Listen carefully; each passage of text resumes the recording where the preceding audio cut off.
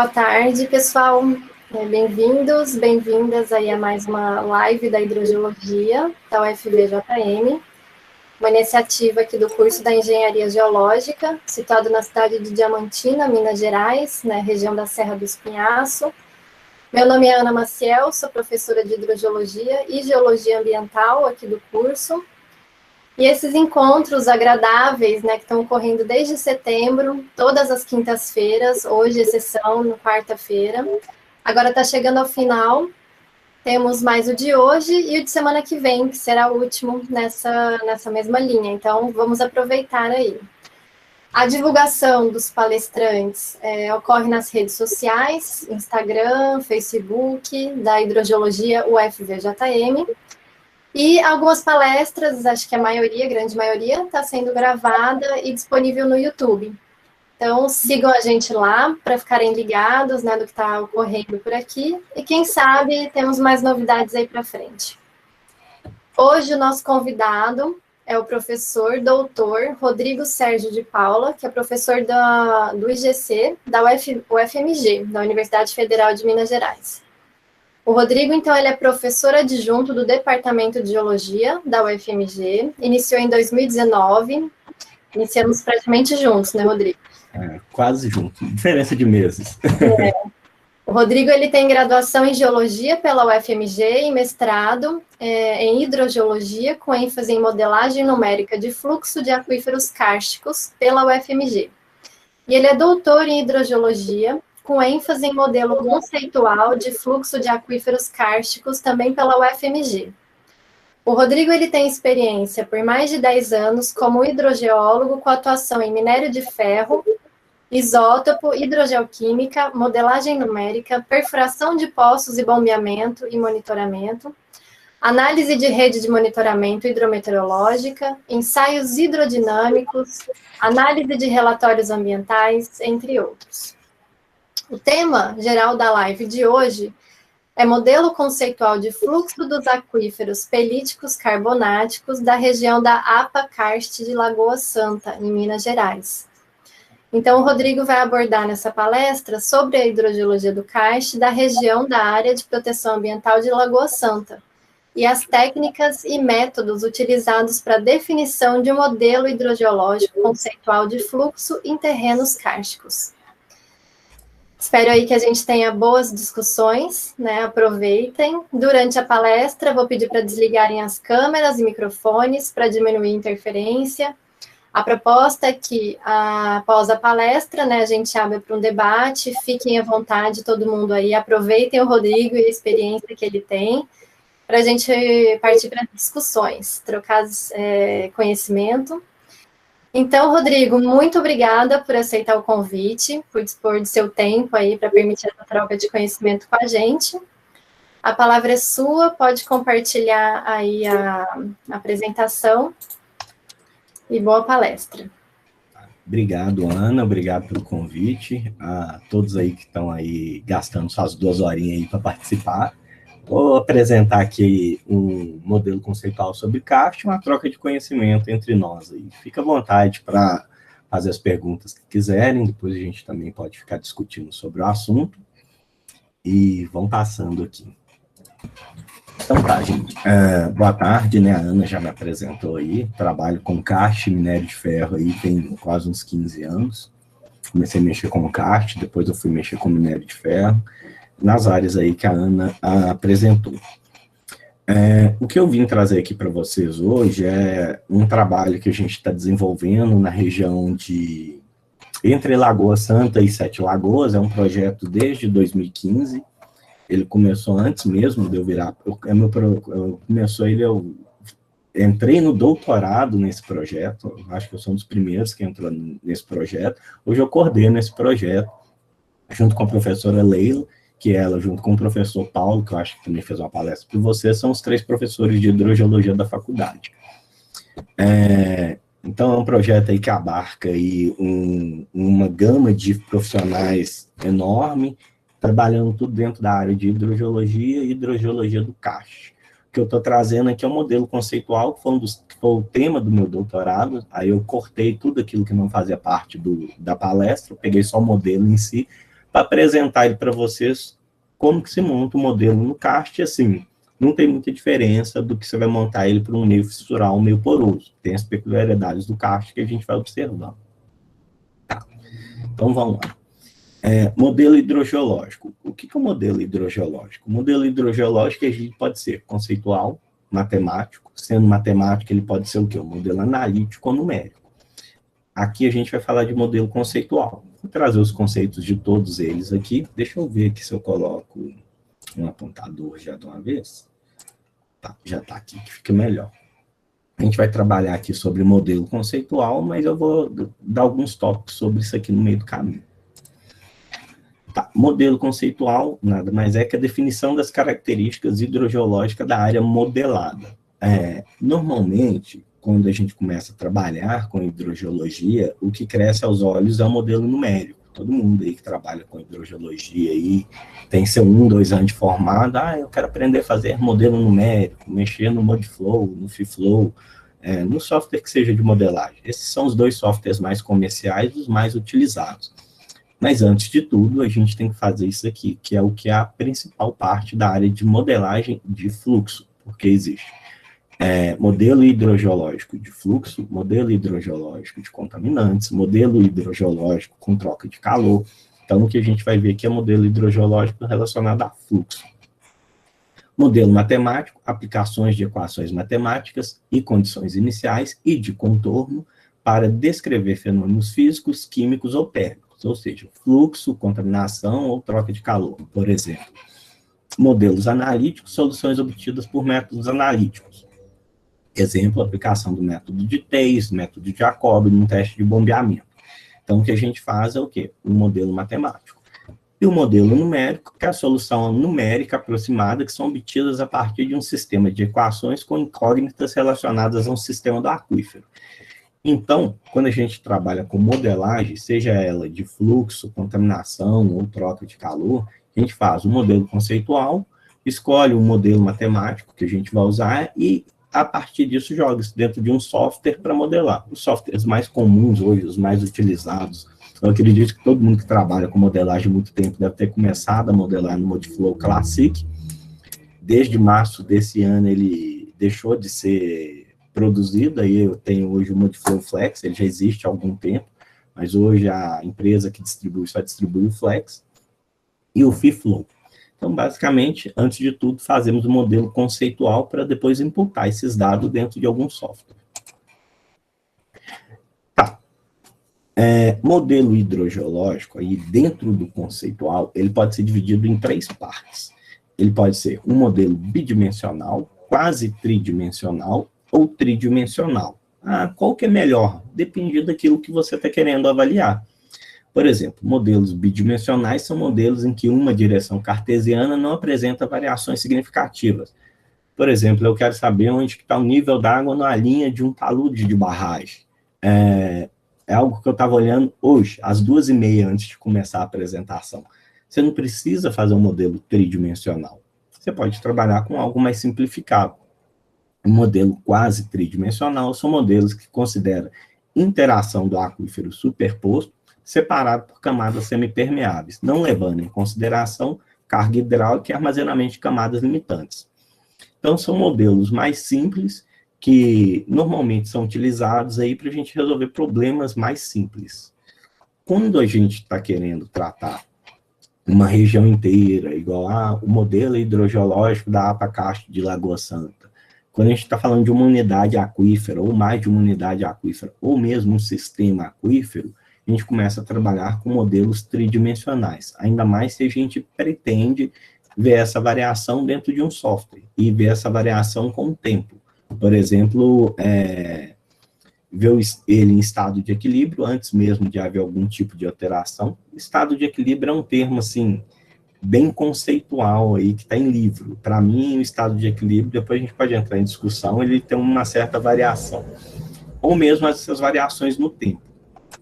Então, vamos lá. Um modelo tridimensional, do lado direito aí, é um modelo antigo, isso é um modelo numérico, feito ainda no Modflow Classic. Vocês podem ver aqui que é tudo horizontal, bem antigo isso aqui. São modelos em que todas as componentes cartesianas são consideradas, ou seja, aqui a gente não descarta nada, tudo para nós importa. Assim como as propriedades hidráulicas, cargas hidráulicas de cada unidade aquífera. Então, quando a gente está trabalhando com modelos tridimensionais complexos, normalmente é porque a gente quer desenvolver aquilo para um modelo numérico. Então, esse modelo que a gente está apresentando aqui é porque um dos objetivos final do projeto é o quê? Construir um modelo numérico para o sistema kárstico. A Ana já deve ter conversado com vocês, assim como vocês também devem ter visto algum outro tipo de palestra de hidrogeologia falando sobre isso.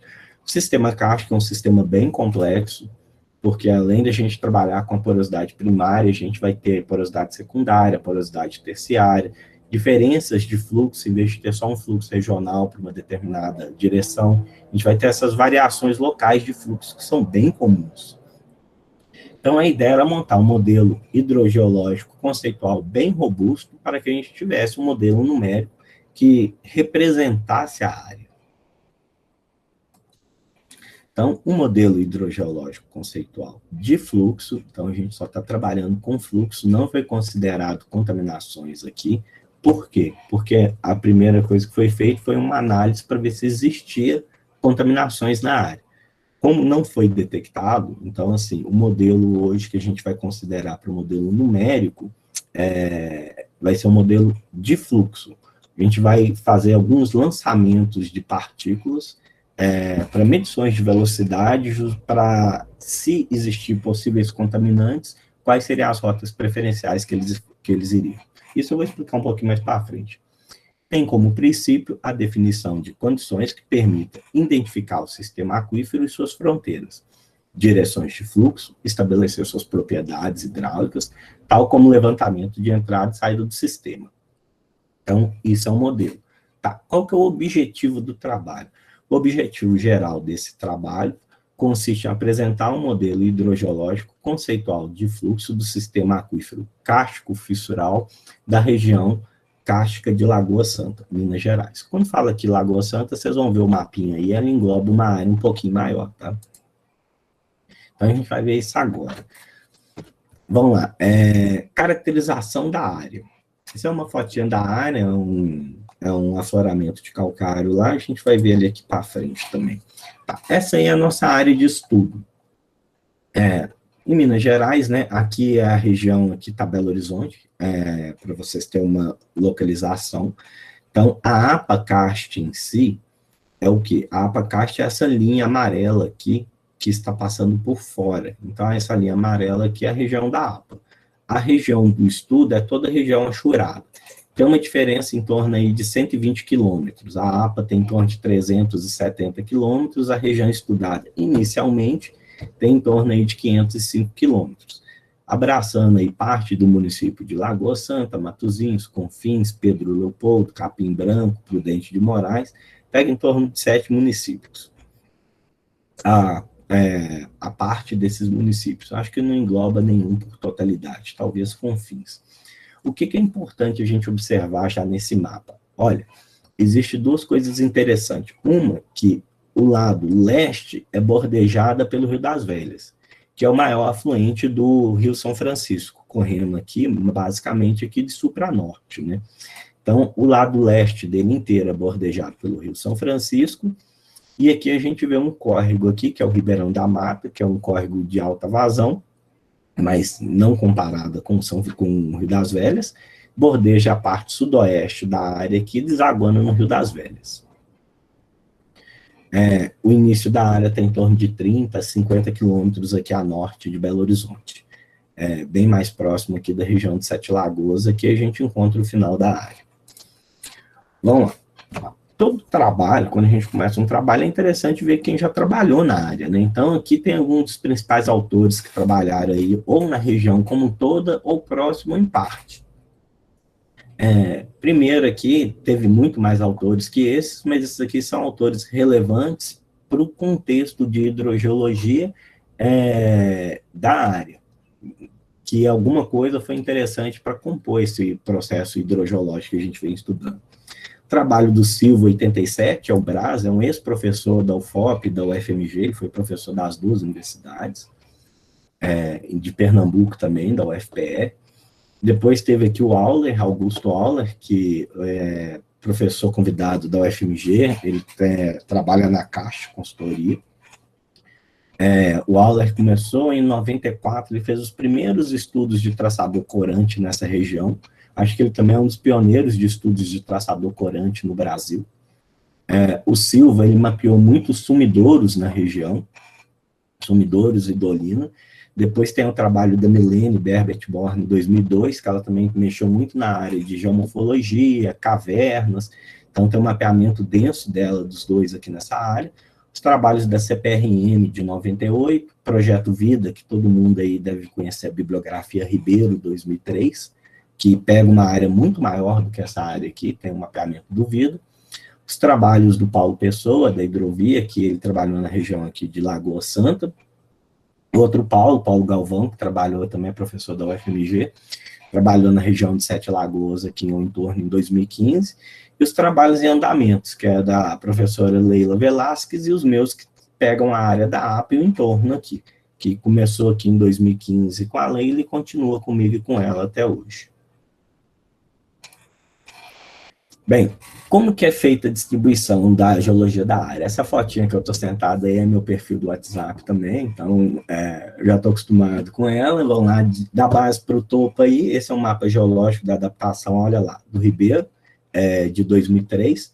A gente tem o complexo Belo Horizonte, né, granito, gnástico, migmatítico, que se encontra na base. Aqui no mapa, ele é essa porção rosa aqui, ó.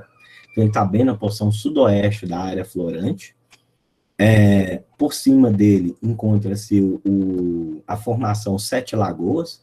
Formação Sete Lagoas aqui, a gente está falando dessa massa azul, como essa outra massa aqui, meia roxa aqui, ela se divide em dois membros, por isso que tem cores diferentes. O basal, que é onde eu estou aqui, bem no contato, que é o membro Pedro Leopoldo, que é um calcário mais impuro, um calcário menos fraturado na região, menos desenvolvido, enquanto aqui em cima a gente encontra o quê? O membro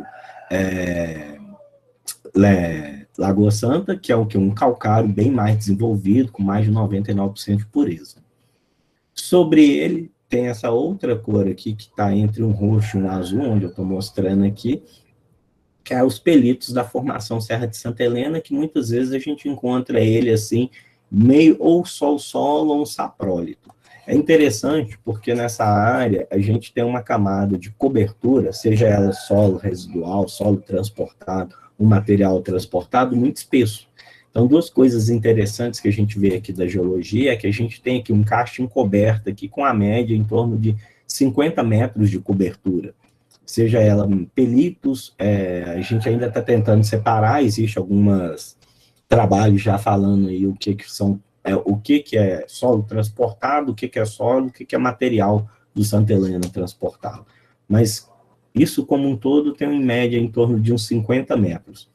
Outro fator interessante é o embasamento, ele se dispõe em formato de rift, então a gente vê a borda da bacia aqui bem mais rasa e ele vai aprofundando à medida que ele vem para leste.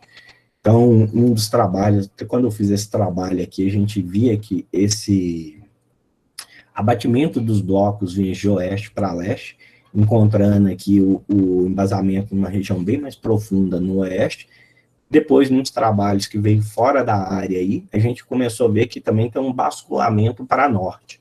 Então, ele tanto aprofunda para leste, quanto ele deve aprofundar aqui na região norte também. Tá, continuando na geologia da área, né, foi feito um levantamento aí, denso aí, no trabalho aí, aqui já é outra Ribeiro. Isso aqui não é o mesmo, isso aqui é uma aluna lá da UFMG que fez a graduação lá e depois fez o mestrado na região também. Teve um levantamento que a gente participou aí de um grupo grande aí que levantou em torno de 1.500 fraturas na região, todas elas controladas. Então, o que foi feito? Para a gente tentar descobrir como que era a influência dessas fraturas no terreno kárstico, como que era a influência no sentido de fluxo, em vez de medir a direção, essas fraturas aleatoriamente em qualquer afloramento, foi feito um esquadreamento da área para medir para cada área determinado número de afloramento para fazer o quê? Uma amostragem controlada, tanto de fratura quanto de paleodutos, dutos ou protocondutos encontrados na área. Aqui a gente vê um total aí de 1.560 condutos levantados, fraturas levantadas e 440 condutos levantados. Os condutos está bem claro aqui, uma direção predominantemente para leste, enquanto aqui as fraturas a gente vê aqui essa sopa de medida para tudo quanto é direção. A gente vai ver o tratamento, por que isso aqui?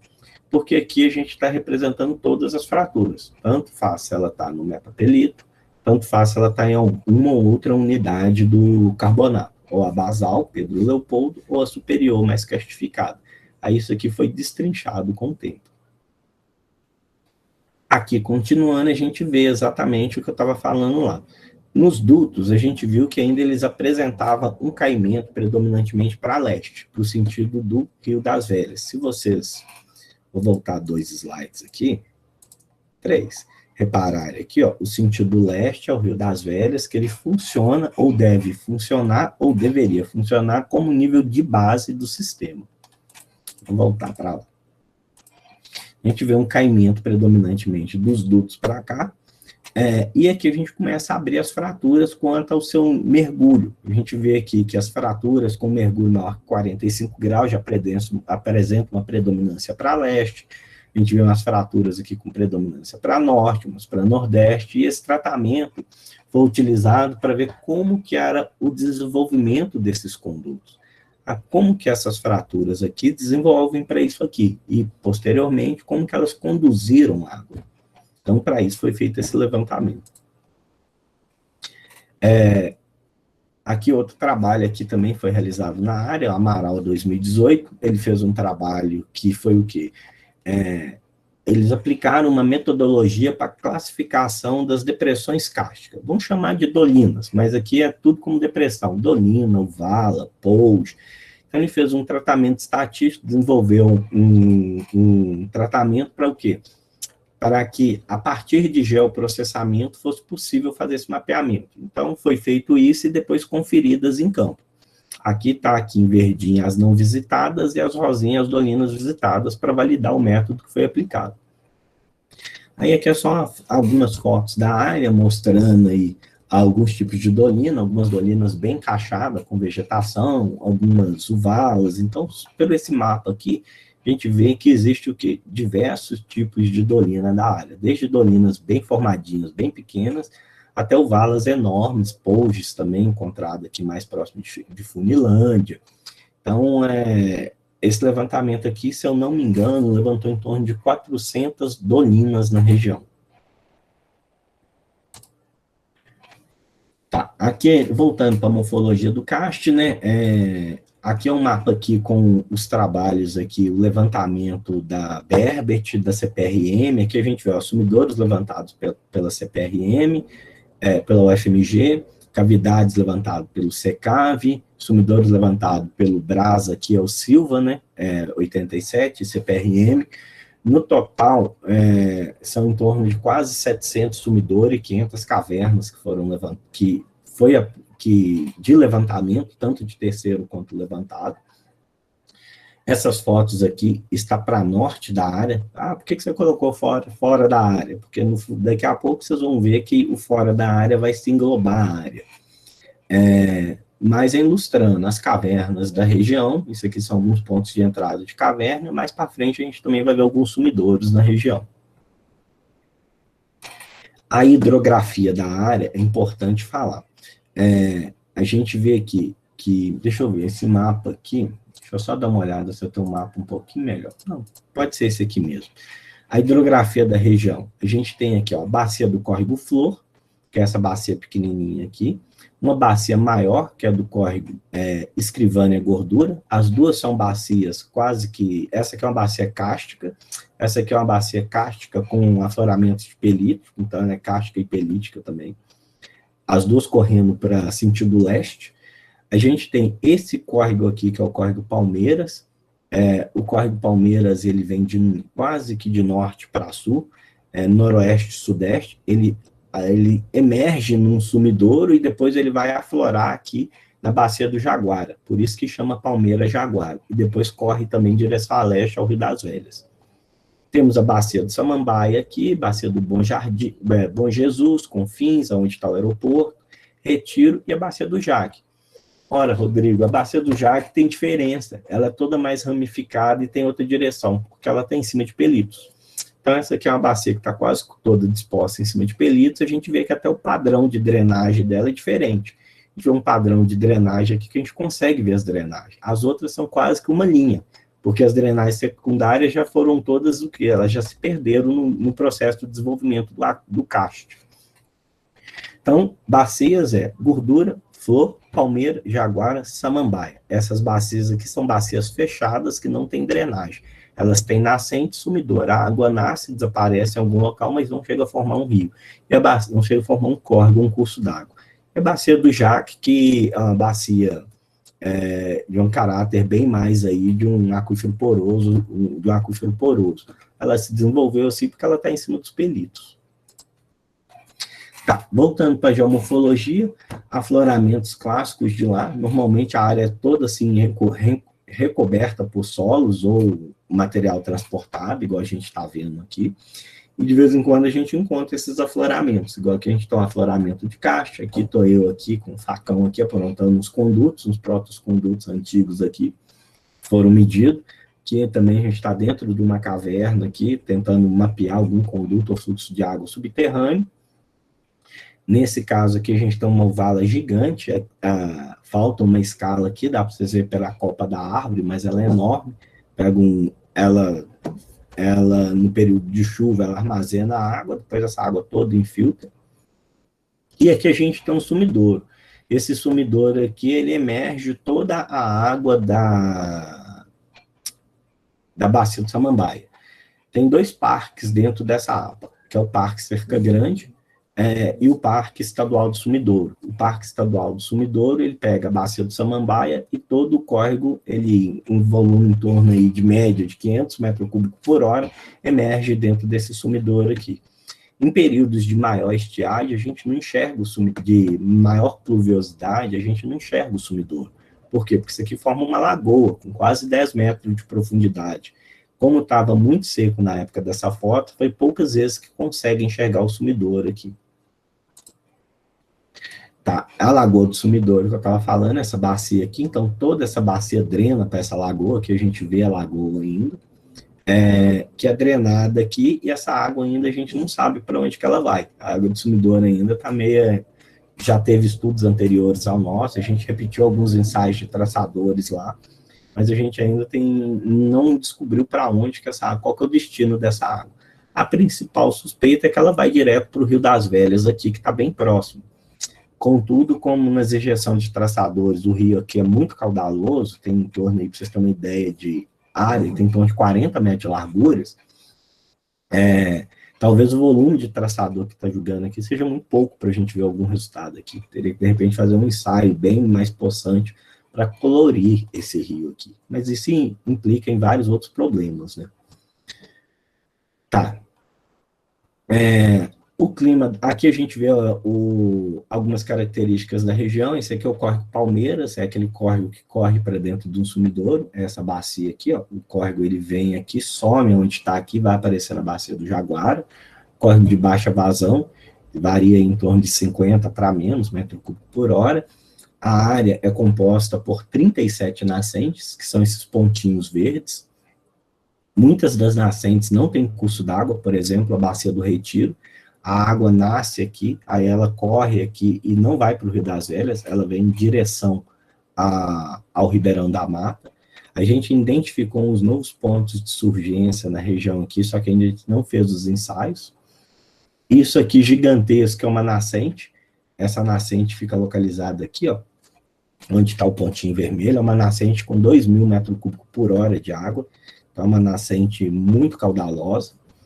E várias estações pluviométricas ou mesmo pluviômetros espalhados na área. A gente vai ver o monitoramento para frente e a gente vai detalhar um pouquinho mais sobre a pluviometria da área, quais que são as vazões dos córregos, isso tudo a gente vai mostrar aqui para frente. Tá, O monitoramento, isso aqui é uma lagoa anterior a essa nascente aqui, então a lagoa que forma antes da nascente. A gente fez um lançamento também de traçador para ver se a água vinha, qual era a origem daquela lagoa lá. Bem, então o que foi instalado? Foi utilizado aí 5 pluviômetros, sendo 4 da CPRM, são essas nuvenzinhas instaladas aqui, ó, e um do IMET. A gente instalou, na verdade, aqui 6. A gente instalou 2 pluviômetros para coleta de água para análise de isótopos também. Um na bacia do Jaque e o outro aqui, mais ou menos, aqui na região do Jaguar, aqui no alto aqui. Estações fluviométricas, 9 estações, sendo que 2 da CPRM, que foi utilizada, que é a estação Rio das Velhas, que eu vou mostrar as fotinhas que tem aqui, a estação Raul Soares, e a estação Jaboticatuba. O resto são essas bandeirinhas aqui que a gente instalando uma aqui no Rio das Velhas e uma em cada bacia. Córrego Flor, Córrego Gordura, bem na jusante mesmo, Córrego Jaguara, Córrego Palmeiras. Aqui um Samambaia, vocês veem que ela está instalada montante, porque a gente não conseguiu acesso na época de instalar mais a jusante. E no Córrego Jaque também teve essa aqui, uma instalada.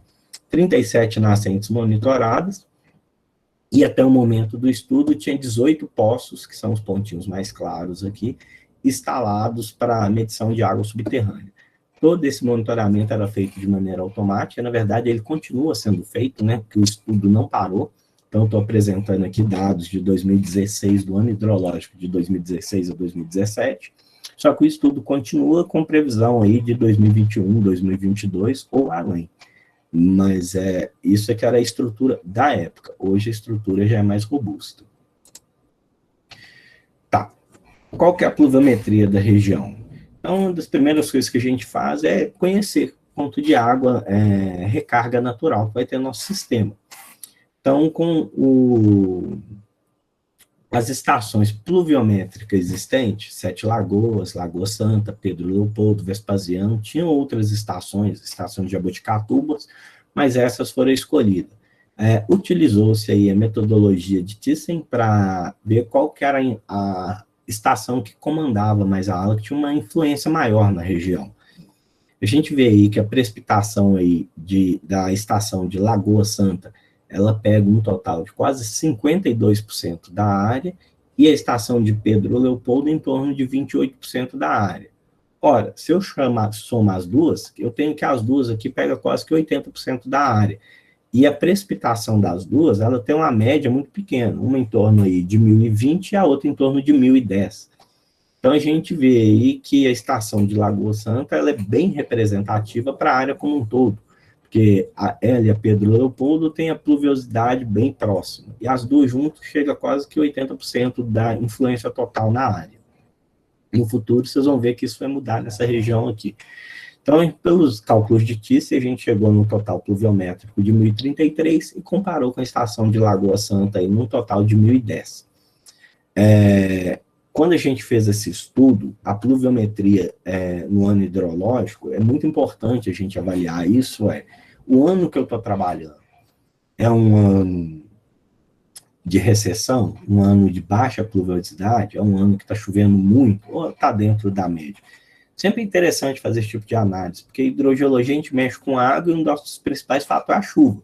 Então a gente tem que saber o seguinte, choveu o que deveria chover, choveu menos, choveu mais. A gente vê que no ano hidrológico aí de 16, 17, a média foi 1.063 milímetros, só que foi feito um histórico desde 1980 com essas estações e a gente viu que a média era 1.250. Então a gente viu que os valores que a gente estava trabalhando era o quê? Era menor do que a média esperada. A gente estava aqui no final de uma recessão hídrica. Ela termina na área de 17 para 18, que é quando ela chega aí, a média da região chega em torno de 1.200, 1.150. Para a fluviometria, a gente instalou os transdutores de pressão, né? Então, aqui só tem um modelo de como que ele foi instalado. Basicamente, a gente desceu aí 2 mangotes, enterrou eles, fizemos uma caixa de concreto e instalamos um transdutor de pressão lá embaixo. Então, esse transdutor de pressão mediu o quê? pressão total, pressão de água mais pressão de ar, depois a gente fazia a compensação barométrica e avaliava o que? A quantidade de pressão de água que tinha em cima dessa estrutura. E instalamos essas réguas linimétricas aí para a construção da curva-chave, que tem 2 participantes do projeto na época que estavam fazendo medição de vazão aqui com molinete. Então, com esses dados, aqui para vocês terem uma ideia, aqui é a nossa estação que a gente instalou no Rio das Velhas. Então, essa aqui foi uma estação que a gente instalou e a gente fazendo as medições com batimetria. Então, aqui era um barco com um molinete grande, que foi feita essa medição de vazão aqui. Isso aqui foi uma curva-chave, deixa eu ver de onde que é isso aqui, pela vazão do Rio das Velhas, que é uma vazão enorme aqui, para o quê? Para poder calibrar isso e depois ver o quê? Qual que é a vazão média desse sistema. Então, a gente instalou o transdutor de pressão para depois fazer esse monitoramento hora a hora. Ora, mas se a gente mexe com tecnologia é disposta a falhar. E foi exatamente isso que aconteceu. Esse hidrograma aqui, o que ele está mostrando para nós? Isso é a fluviometria desse córrego aqui. Aqui estou eu medindo a vazão dentro dele aqui em outro período que ele já está mais cheio, a gente media a vazão para fazer essa curva-chave que foi mostrada anteriormente e depois descarregava os dados do logger aqui. O que aconteceu em muitos pontos?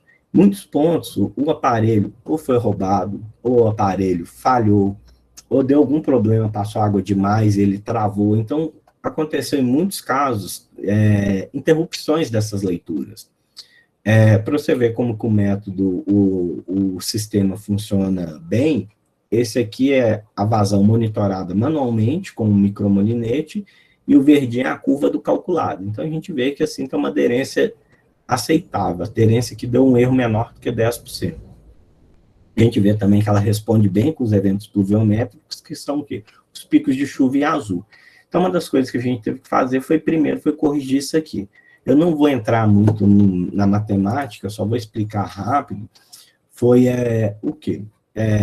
Desenvolvemos aí, no caso, foi um método para completar medições de vazão pluviométrica, falhas de monitoramento. Então, a gente usou o método de autocorrelação e correlação cruzada para a CAST, que o Ferrari e o Karman desenvolveu, acho que em 2008, e a partir disso a gente deu um passo para frente, que seria, olha, se existe uma correlação, eu consigo completar? Então, a ideia por trás da matemática que eles desenvolveram lá na USP era o seguinte, chove, vou ter uma influência no rio. Existe influência? Existe correlação? Basicamente é isso que esses gráficos estão falando e essas equações falam. Existe. Como eu já tinha usado isso em 2010, olha, se existe correlação, então parte do princípio que é possível completar essa falha. Como completar aí é outra história. Então, primeiro a gente viu que existia uma correlação, depois a gente desenvolveu um sistema de equações matemáticas para completar essas falhas. Então, a partir da correlação e autocorrelação, a gente viu que existia correlação com a pluviometria, então a nossa pluviometria é o fator principal. Por quê? Eu sei que a minha pluviometria falhou, só que o meu sistema pluviométrico continuou monitorando. Já que os dois são correlacionáveis, eu mostrei que eles são correlacionáveis, o que a gente fez aqui para frente? A gente pegou, a partir da pluviometria, foi desenvolvido um cálculo. O que esse cálculo ele mede? Ele mede isso aqui, ó, de uma maneira bem simples. Qual que é o grau de água qual que é a quantidade de água que após a cheia ela vai perdendo? Qual que é essa taxa de água que vai diminuindo? Então, ela pega essa inclinações dessas retas aqui e vem trabalhando com isso. Então, essas equações aqui, o que ela fala? A partir da pluviometria e o tanto de água que depois de um período do chuvoso eu vou diminuindo após esse evento, eu consigo calcular com a pluviometria a vazão correspondente. E aí, com essas equações aí, que dá as 3 páginas de cálculo a mais, a gente fez isso aqui.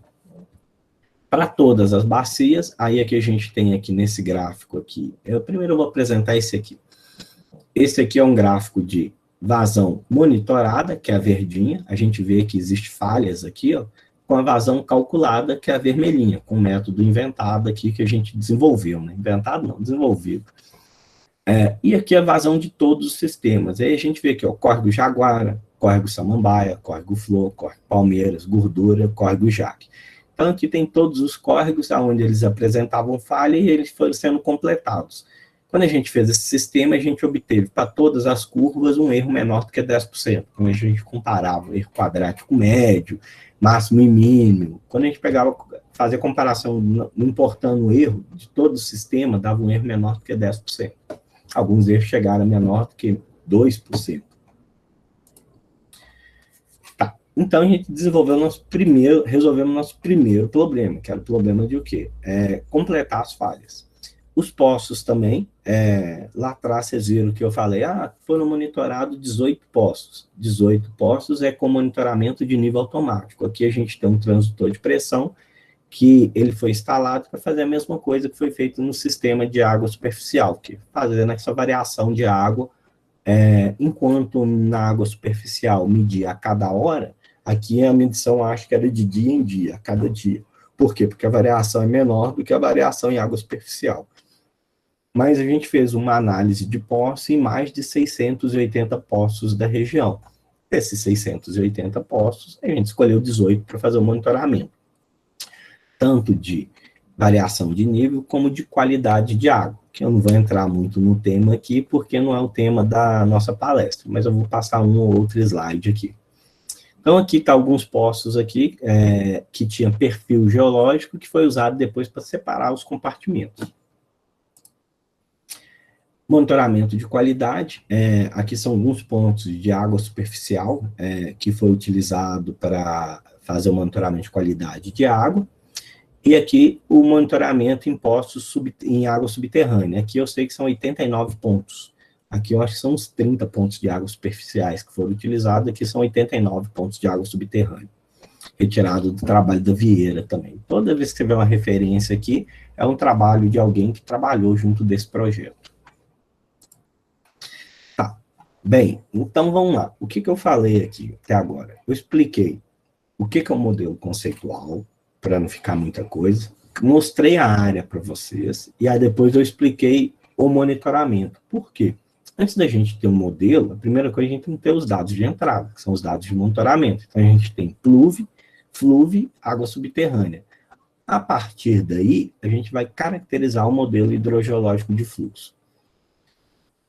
Tá, o que tem que ter um modelo conceitual? Primeiro, não necessariamente nessa ordem, né, mas eu gosto bastante dela, tá? Unidades aquíferas e não aquíferas, condições de fluxo nulo, demais condições de contorno, recarga e descarga do sistema, parâmetro do aquífero, sentido de fluxo e outros. Rodrigo, o que é outros? Hidroquímica, isótopos, traçador. Vocês vão ver que, principalmente ambiente kárstico, muitos desses outros métodos hidrogeológicos ajudam para a gente compor um modelo. Então, a gente vai passar por todos esses métodos aqui, mostrando como que foi o desenvolvimento de cada um deles. O modelo da área começa daqui em diante. Tá, unidades aquíferas. Unidades aquíferas ou não aquíferas, sempre vai ter um ou dois slides assim, mostrando um ou outro conceito aí, para esclarecer um pouco, para talvez quem não tem ainda esse conhecimento bem formado, e depois eu venho e apresento os dados da área. São unidades geológicas, membro ou formação, ou partes desta contendo características hidrogeológicas semelhantes. Ou seja, você pode ter aí, por exemplo, igual a gente falou lá, formação Sete Lagoas, que é o Pedro Leopoldo mais Lagoa Santa. Eles podem ser uma unidade hidrogeológica. Ou Pedro Leopoldo pode se dividir em duas unidades hidrogeológicas. Então, normalmente, a gente pega o quê? A geologia, ou grupo, ou membro, ou a formação, e a gente caracteriza eles a partir dos dados de hidrogeologia para ver se a gente agrupa, divide ou mantém.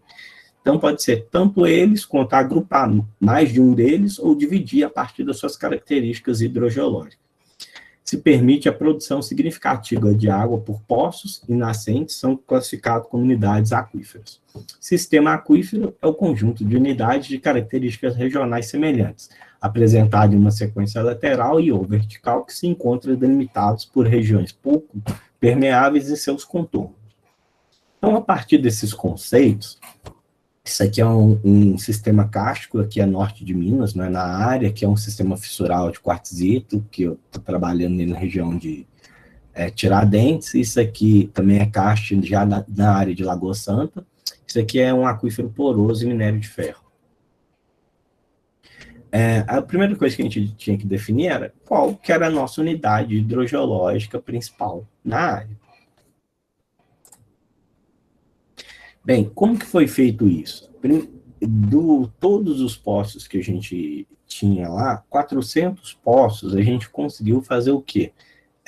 Análise de capacidade específica desses poços, para ver o quê? Lembra lá do conceito de unidade? Ele tem que ser capaz de produzir água. A gente foi ver o quê? Qual dessas unidades aí, da base para o topo,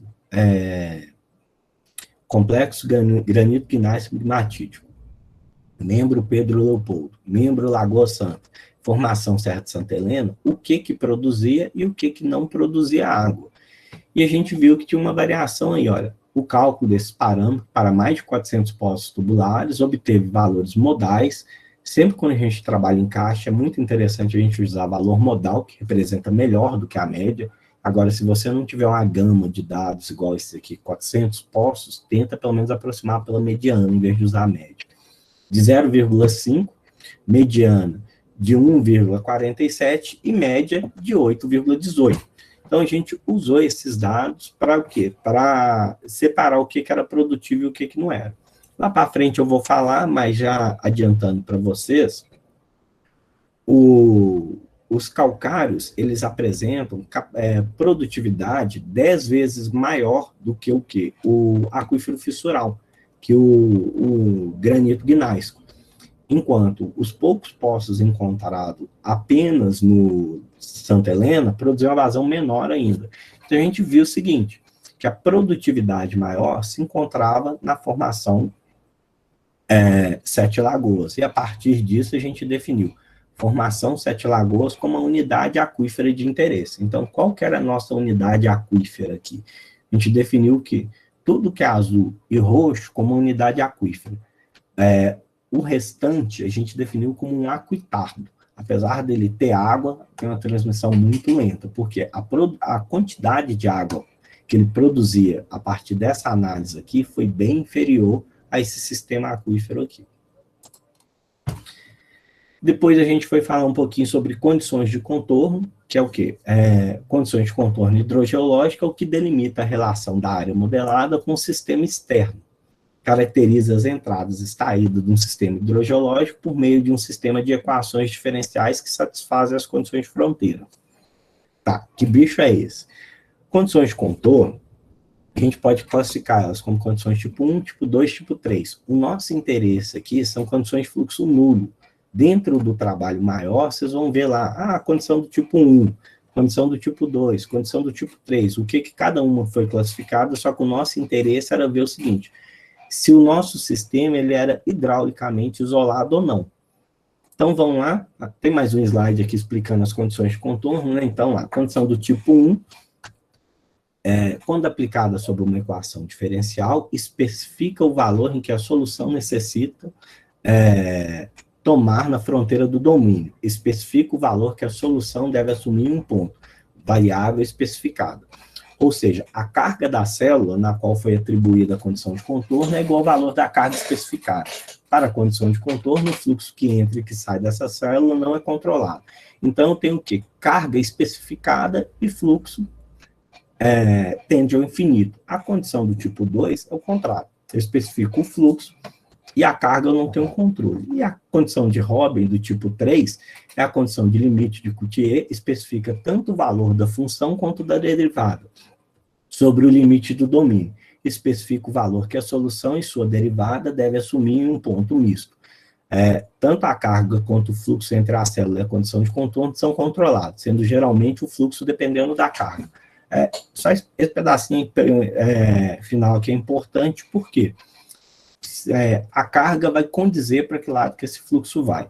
Isso aqui não é muito o foco da nossa apresentação aqui, isso foi só porque eu entro dentro de condição de contorno, para falar de condições de fluxo nulo, Mas se a gente entrar em modelo numérico, isso aqui é extremamente importante, você saber com quais condições de contorno você está trabalhando. Condições do sistema real, que a gente foi procurar, seria o quê? Geológicas e hidrológicas. Normalmente são utilizados como condições de fluxo nulo. Contudo, em divisores hidrológicos, ou seja, rios, parte do fluxo pode passar por baixo desses divisores devido à espessura do aquífero em relação ao rio. Ora, Rodrigo, mas você tem um Rio das Velhas que tem 40 metros de largura. Sim, mas o Rio das Velhas ele tem aí, no período seco, 1,5 metro de profundidade. No período chuvoso, ele chega a 10 metros de profundidade. Só que o aquífero tem os 7 lagoas, que a gente definiu como unidade aquífera, ele tem 150 metros de espessura.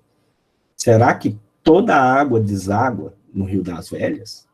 Entendeu? Então, a primeira coisa que a gente foi ver é: essa condição hidrológica realmente vai funcionar? Porque uma coisa que a gente vê muito é: se a unidade é impermeável e tem um rio, é uma condição de fluxo nulo. O que a gente veio tentar demonstrar nesse sistema era provar se isso era ou não uma condição de fluxo nulo. Em divisores geológicos, falhas e rochas impermeáveis, parte do fluxo pode passar por diferença de carga hidráulica entre divisores e diferentes unidades aquíferas, dentro ou fora do modelo, ou mesmo interferência do nível freático por bombeamento. Você pode ter uma região que seja mais impermeável, mas se você tiver bombeamento considerável, ao outro lado dessa região, você pode acabar induzindo um fluxo. Então, aquilo que naturalmente poderia ser um divisor de água, ele deixa de ser um divisor de água. Então, um dos objetivos aqui é: realmente isso vai funcionar como uma condição de fluxo nulo? E aí a gente vai ver daqui para frente. Tá, então, o que foi utilizado? Foi utilizado unidades na aquífera de baixa produtividade, usou o quê? O Santa Helena, a formação Serra de Santa Helena, como uma unidade isolante. Por quê? Porque a produtividade era muito baixa dos poços. Lembra lá atrás que eu falei? O granito ele tem uma produtividade 10 vezes menor do que o calcário. E o pelito tem uma produtividade muito menor ainda. Então, a gente utilizou ele como o quê? Uma condição que barraria nosso sistema de fluxo. Tinha o Rio das Velhas, que está localizado a leste, vocês vão ver na próxima figurinha lá. E tem outras entradas e saídas do sistema. Bem, o que a gente fez com o Rio das Velhas? Então, a gente tem parte do nosso sistema resolvido. Tudo que é esse cinza aqui, ó, mais claro aqui, é pelito. Então, a gente tem aqui que nosso sistema está bem fechado a norte, bem fechado aqui. A gente tinha essa saída de água aqui, essa entrada de água dessa região aqui, que tem a continuidade do calcário, numericamente, isso aqui seria uma condição de fluxo, uma condição do tipo 3, e tinha o Rio das Velhas aqui. Aí, o que a gente foi garantir? Olha, eu já sei que o pelito, ele é uma condição de fluxo nulo. O Rio das Velhas, ele é outra condição de fluxo nulo. A gente fez isso aqui, olha. Comparamos as entradas d'água do CAST, pegou os poços que tinha entrada d'água e comparou a entrada d'água do sistema. Nessa distância que o rio percorre na área, ele está entre a cota 630 e 650. A gente viu que 80% de todas as entradas d'água que a gente conseguiu olhar em poços aqui, nos mais de 680 perfil de poços, ela estava nesse intervalo, ou seja, mais de 80% da água subterrânea realmente descarrega nesse rio. Ele funciona como uma condição de contorno. Contudo, 20% dessa água passa. Então, quando a gente definiu nossas condições de fluxo aqui, a gente já viu alguns problemas. Se a gente utilizou o Rio das Velhas como uma condição de contorno de fluxo nulo, mas a gente já sabe que parte dessa água passa. Lá atrás eu falei com vocês, não sei se vocês estão lembrados, a água da bacia de Samambaia, ela emerge no sumidouro e provavelmente sai no Rio das Velhas. Então, pode ser uma parte dessa água que a gente não tem controle. A gente viu que tinha essa conectividade de água aqui também, dessa área mais oeste, que a gente tratou ela um pouquinho para frente também. E essa perda de água. Como isso aqui era parte do meu doutorado, a gente continuou aqui o trabalho, mas hoje esse trabalho já expandiu para cá e também está tentando resolver esses outros problemas. Como que a gente fez em profundidade? A gente começou a pegar o quê? perfil de poço para ver a geologia em profundidade. E a gente começou a ver esse padrão de que aprofundamento, isso aqui é o contato do calcário com o granito, o aprofundamento do granito para leste. A gente vê aqui, ó, as cotas em torno de 700, chegando em cotas em torno aí de 450 na região do Rio. Então, a gente vê esse aprofundamento. Nessa região aqui, a gente tem uma baixa produtividade de água. Então, a gente tinha o quê? O granito cercar a nossa unidade aquífera, Sete Lagoas, cercada em profundidade pelo próprio granito, pelas próprias rochas cristalinas, com baixa produtividade, cercada tanto a norte quanto a sul pelos pelitos, e com alguma saída por baixo do Rio das Velhas e uma entrada considerável ao oeste. Vou dar uma acelerada por causa do nosso tempo aqui. Aqui é a mesma coisa entre o contato do quê? Do Santa Helena com o calcário. Tá, aqui é a mesma coisa, só para a gente definir o quê? A espessura. Aqui é o Santa Helena com o calcário, aqui é a topografia com o Santa Helena, para a gente definir a espessura de cada pacote.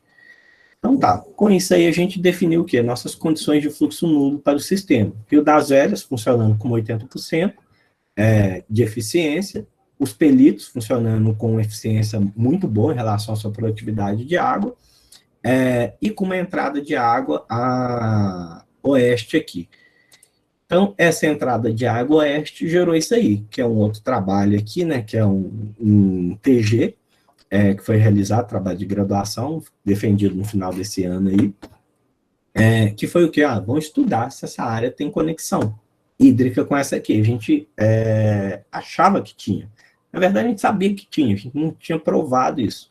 Então, foi feito esse estudo para ampliação dessa área aqui. Hoje a gente sabe que essa área não vem até aqui, ela teria que ser maior pegando essa área, que foi esse projeto inicial aqui, dessa exploração aqui do TG aqui. Foi um trabalho muito bem feito, que o que desenvolveu ainda, além dele aumentar nossas condições de fluxo aqui, nulo aqui, a gente conseguiu separar dois compartimentos. Um compartimento que foi denominado de Bom Jardim, que vocês vão entender um pouquinho mais para frente, e um outro compartimento de Jequitibá. Esse aqui quase que alimenta esse rio superficial aqui, ou vem para Nordeste, para dentro da área. Esse aqui, ele vem diretamente aqui para o final dessa bacia do Palmeiras. Tem uma nascente aqui que a gente vai ver um pouquinho para frente, que chama Bom Jardim. Aí a gente viu essa conectividade, provamos a conectividade por esses cálculos de recarga. Aí são os perfis que eles produziram, viu também que tinha esse padrão de host para dentro da área. Foi feita a análise piezométrica, potenciometria da região, análise de capacidade específica, e via que os dados batiam, e aí a gente conseguiu ver que toda essa área, que na verdade ela deveria ter sido um pouquinho maior, para abranger uma área maior e resolver esse problema aqui de entrada de fluxo para cá. Tá. Sistemas de recarga e descarga do sistema. Tá. Recarga e descarga. Define o valor da recarga pluviométrica existente em cada unidade aquífera, define o valor da unidade de descarga natural das bacias hidrográficas e controla o ponto das nascentes, como área de descarga no modelo, para avaliar impactos devido ao rebaixamento. Uma mesma unidade aquífera pode conter mais de uma zona de recarga. Avaliar descargas naturais profundas que não respeitam as condições de fluxo nulo. Avaliar interferências antrópicas ou recargas ou descargas do sistema. Vou explicar isso. Tá, vamos lá. Até aqui a gente viu duas coisas. A gente, dentro do nosso modelo, a gente viu a unidade hidrogeológica isolada, que é o quê? Formação Sete Lagoas, e viu nossas condições de fluxo nulo. A gente identificou uma abertura e, posteriormente, em 2020, a gente já estudou essa abertura e quantificou essa abertura, essa entrada de água. Agora a gente está vendo que, você já tem seu sistema isolado, você já tem sua caixa fechada, mas quanto de água que entra e sai dali? Aí vem esse estudo de recarga e descarga. Com a análise de recarga e descarga, primeiro foi feito o quê? Uma avaliação preliminar com o método de Thornhill et Mathews, aqui em 1955. Foi feito aqui um balanço hídrico da região, simplesmente para a gente ver o quê? A evapotranspiração, muito importante, e qual que era o excedente hídrico. Para que isso? Repara bem, ó, o excedente hídrico nosso aqui está dando 260 milímetros. Lá no nosso monitoramento, a gente estava medindo vazão, né? Para quê? Para a gente calcular a recarga de uma maneira mais eficiente. Então, a gente calculou essas em cada córrego que existiu o monitoramento, córrego Flor, córrego Gordura, córrego Palmeiras, córrego Jaques, Samambaia e Jaguara, tinha uma estação que, posteriormente, vocês vão ver a separação do escoamento, e foi calculada essa recarga. Então, aqui a gente tinha o quê? Os pontos de entrada e saída. As nossas entradas aqui era a chuva, a gente identificou 2 pontos de entrada externo, que é essa e essa nascente aqui. Essa nascente aqui tem uma vazão enorme, em torno de 600 metros cúbicos por hora ou 0,2 metro cúbico por segundo. Isso foi o que motivou esse trabalho aqui, ó. Quando foi feito esse trabalho aqui, eles calcularam aqui nessa região do Bom Jardim, qual que é o volume de água recarregada aqui. O volume que eles encontraram aqui é em torno de 90% aderente do volume que sai nessa nascente aqui. Então, não só a gente sabia que vinha de fora, como a gente descobriu qual área que contribui aqui para fora. Então, isso aqui foi o quê? Essa parte aqui também já foi solucionada. E de onde que vem essa água aqui, 0,26? Ela pode estar vindo do norte, ou ela pode estar vindo daquela parte que eles chamam de compartimento Jequitibá, de noroeste. Essa aqui ainda precisa de um estudo ainda mais detalhado para ver de onde que vem essa origem dessa água. Então, para esse sistema, além da recarga pluviométrica, a gente tinha recarga externa, que agora a gente já sabe de onde que ela vem, dessa e dessa nascente.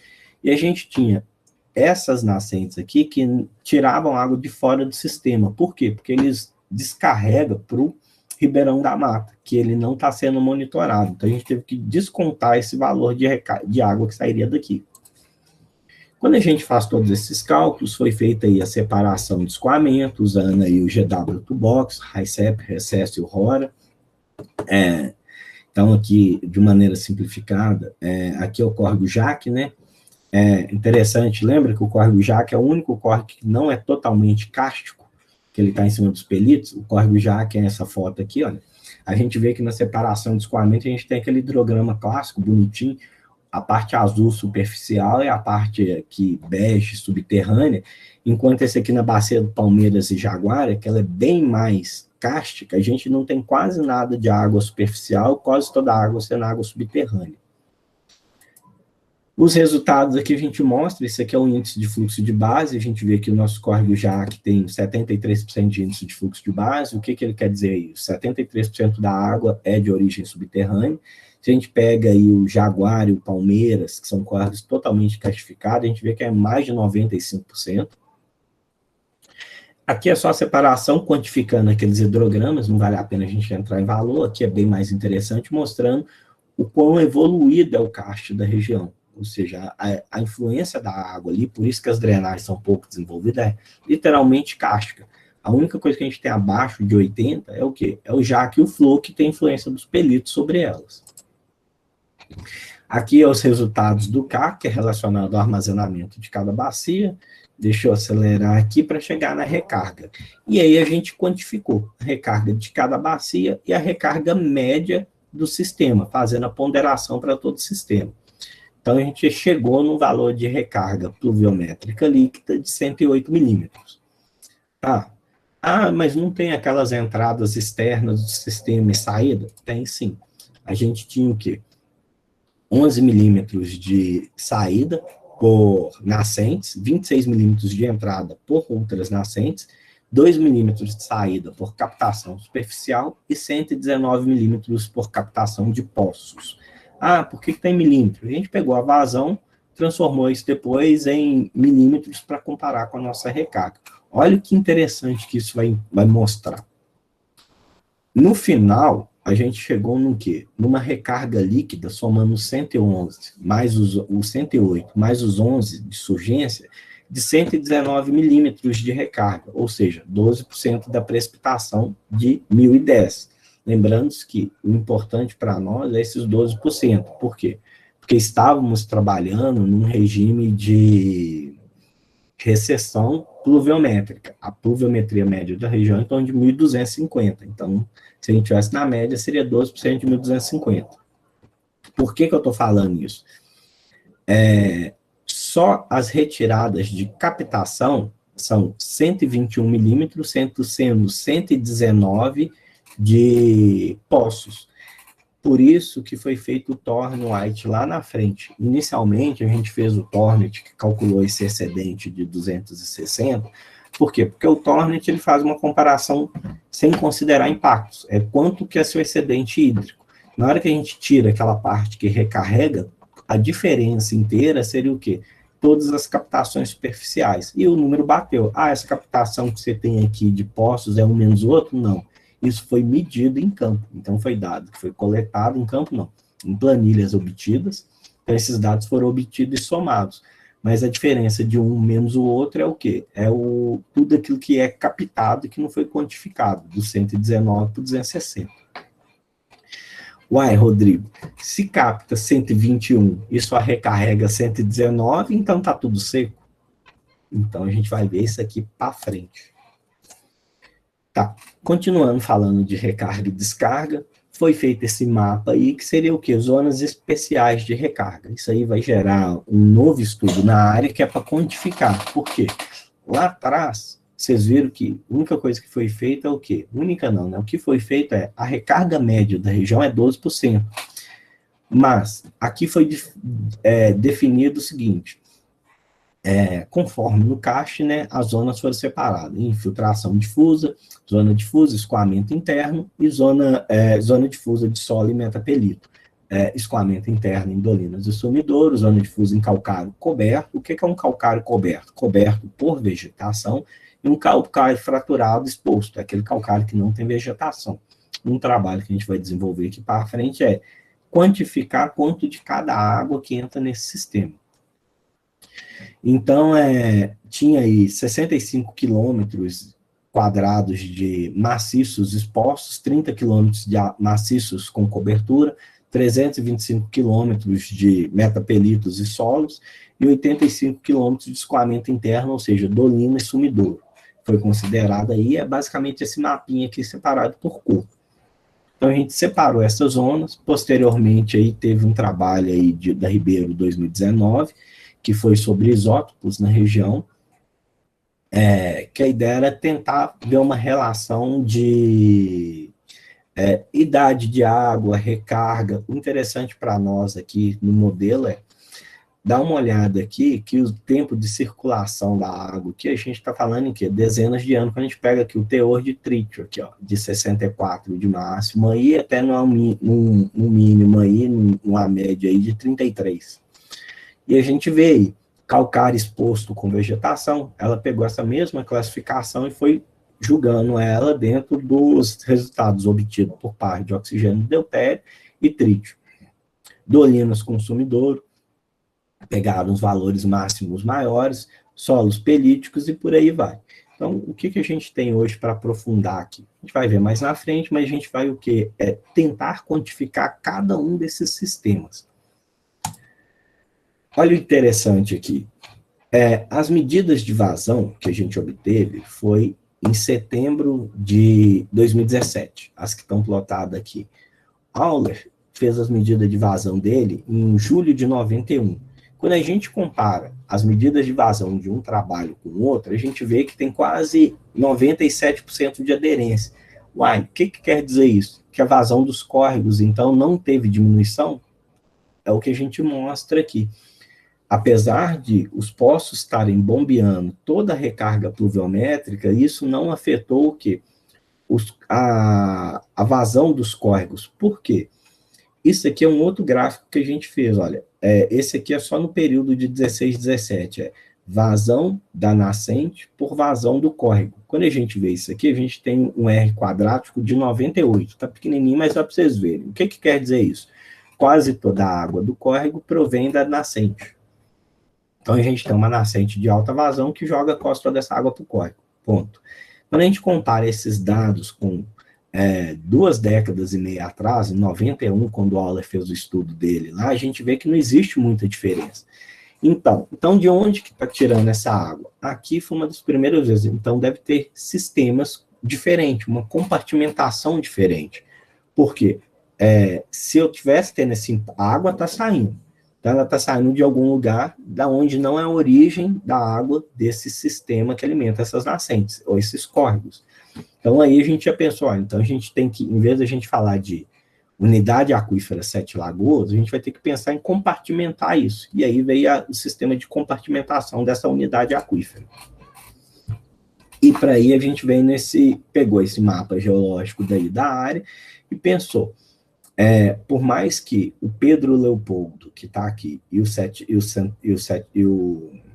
o Pedro Leopoldo e Lagoa Santa, que estão aqui, estão dentro do mesmo cacho, um é mais impuro, o outro é mais puro, eles têm que existir o quê? Compartimentos diferentes, porque senão o impacto pelos poços estaria sendo visto na água mais a montante. Então, isso aí vai ser a nossa primeira dica para separar essa compartimentação. Vocês vão ver ele daqui para frente. Tá. Entrando dentro dos parâmetros hidrodinâmicos, para a gente aprofundar na compartimentação, foi feito o quê? Os cálculos desses parâmetros. Então, na hora que a gente foi calcular o parâmetro, a gente já pensou em seguinte, tem 2 sistemas. Um sistema superficial, mais desenvolvido, onde está localizados os rios, condutos e nascentes, e um sistema mais profundo, que é provavelmente de onde esses poços estão retirando água. Então, e provavelmente a conexão deles não deve ser tão forte para ter o quê? Uma diminuição de vazão pequena. Embaixo vai ter uma conexão maior. Então, vamos calcular esses parâmetros. Dividiu-se, então, o compartimento em 2. Um compartimento superior, que a gente chamou de compartimento superior, os resultados obtidos com atividade hidráulica foram obtidos a partir de uma avaliação de fraturas, e um compartimento inferior, que foi obtido o resultado a partir de ensaios de recuperação em poços. Muito importante sempre quando avaliar encaste, ver qual que é a influência desses métodos, trabalhar sempre com bastante cuidado, porque a maioria disso é tudo desenvolvido também poroso. Então, aqui a gente viu aqui, na hora que a gente avaliou o raio de influência de cada poço, a gente teve influência de 10 metros a quase 2,5 km, com média de 302 e mediana de 88, você vê que é um sistema totalmente anisotrópico, a anisotropia é muito alta, então é bem cuidadoso de avaliar esses dados de parâmetros, tá? Eles são bem válidos ali para o ponto, não podendo ser extrapolado para a área como um todo. E aí a gente, no compartimento superior, começou a avaliar o quê? Olha, vamos pegar as capacidades específicas só do compartimento superior e avaliar. E a gente obteve isso aqui, ó, com profundidade. As entradas d'água dela e foi avaliando entrada d'água com capacidade específica. A gente, vamos pegar aqui só o valor da mediana, a gente foi vendo que, à medida que a gente ia descendo, ela aumentava até um certo ponto e depois ia diminuindo, mostrando aquilo que a gente estava pensando. Provavelmente existe 2 compartimentos. A gente tem uma capacidade específica mais alta nessa região e à medida que ela aprofunda, diminui. O de se esperar, porque as fraturas vão tender a se fechar também em profundidade. Esse aqui é só um mapa dos pontos onde foram medidas essas capacidades específicas, né? Então, a gente vê aqui uma concentração maior nessa região aqui, tendo alguns pontos de alto isolado. E no compartimento inferior, até então ainda a gente não tinha separado onde é que ele estava, foi feita a própria análise dos poços. Então, utilizou-se 3 métodos para ver a eficácia deles no karst, já que os métodos não são próprios para karst. Voslev, Bauer, Heiser e Cooper e Papadopoulos. Obteve aí, ó, um K modal de 10 a menos 7 para todos, uma transmissividade de 10 a menos 5 para todos.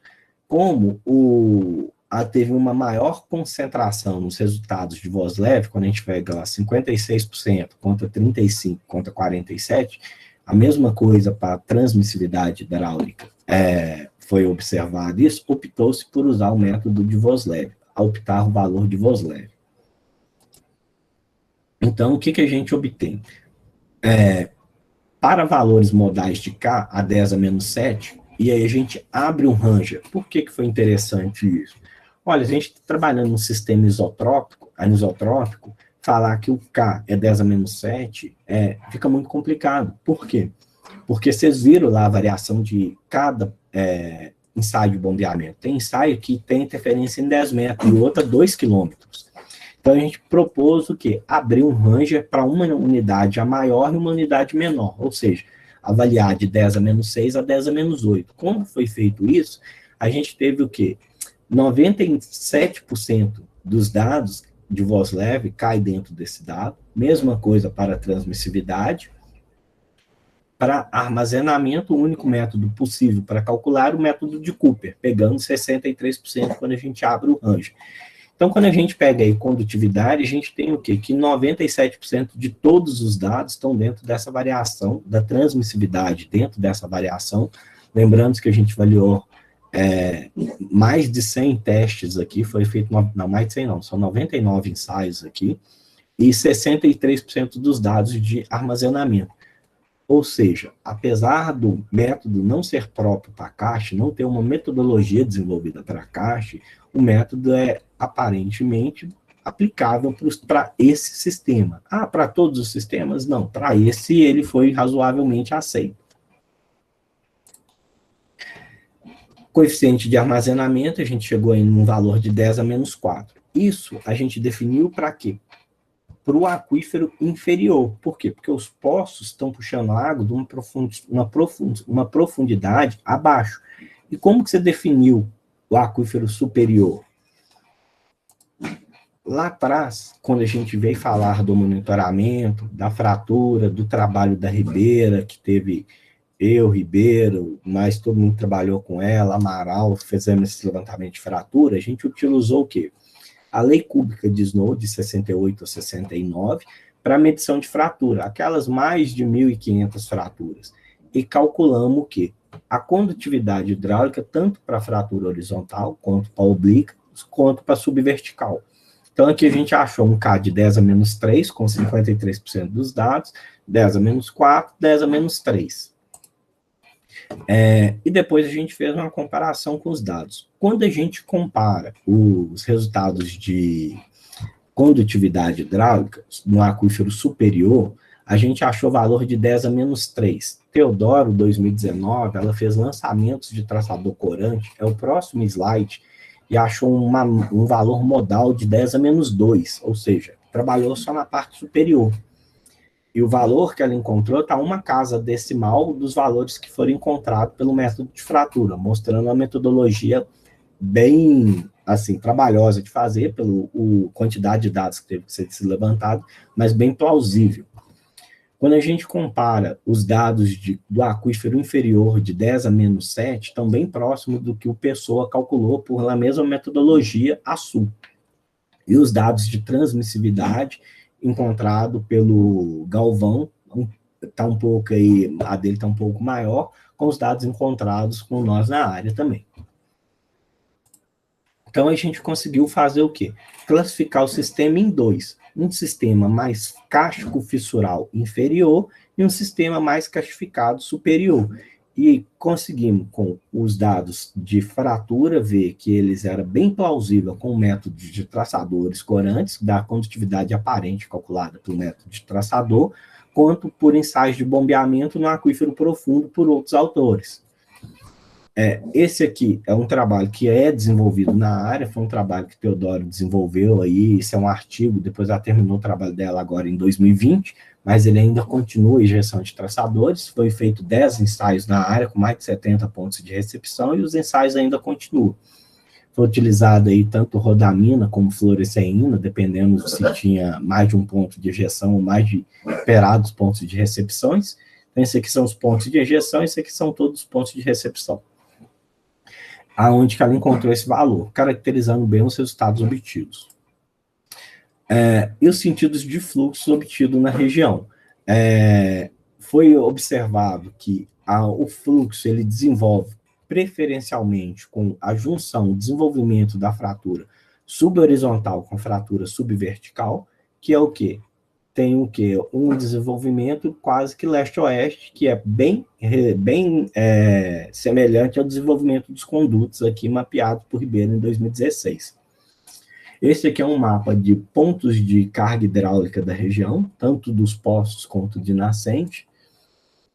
Aqui tem um mapinha do sentido de fluxo, mostrando que tem um fluxo preferencialmente de oeste para leste, mas a gente vê alguns fluxos aqui que a gente ainda tem que estudar, um pouco para sudoeste aqui, mas o fluxo preferencial é de oeste para leste. E aí veio a nossa divisão de compartimento.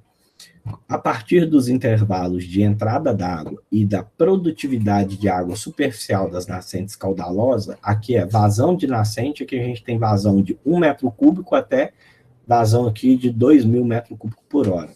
A gente conseguiu separar com entrada d'água e a nascente esses dois compartimentos por produtividade. Pegou uma região mais produtiva, que fica entre a cota 612 e 742, ou seja, isso aí já dentro do CAST, pegando aí, então a gente sabe que o nosso sistema aquífero como um todo, 84% dele está dentro desses 130 metros, sendo ele subdividido da cota 638 a 690, numa porção mais castificada, mais caudalosa, onde se localiza aquelas nascentes que não foram impactadas pelos bombeamentos, e uma região abaixo disso mais fissural.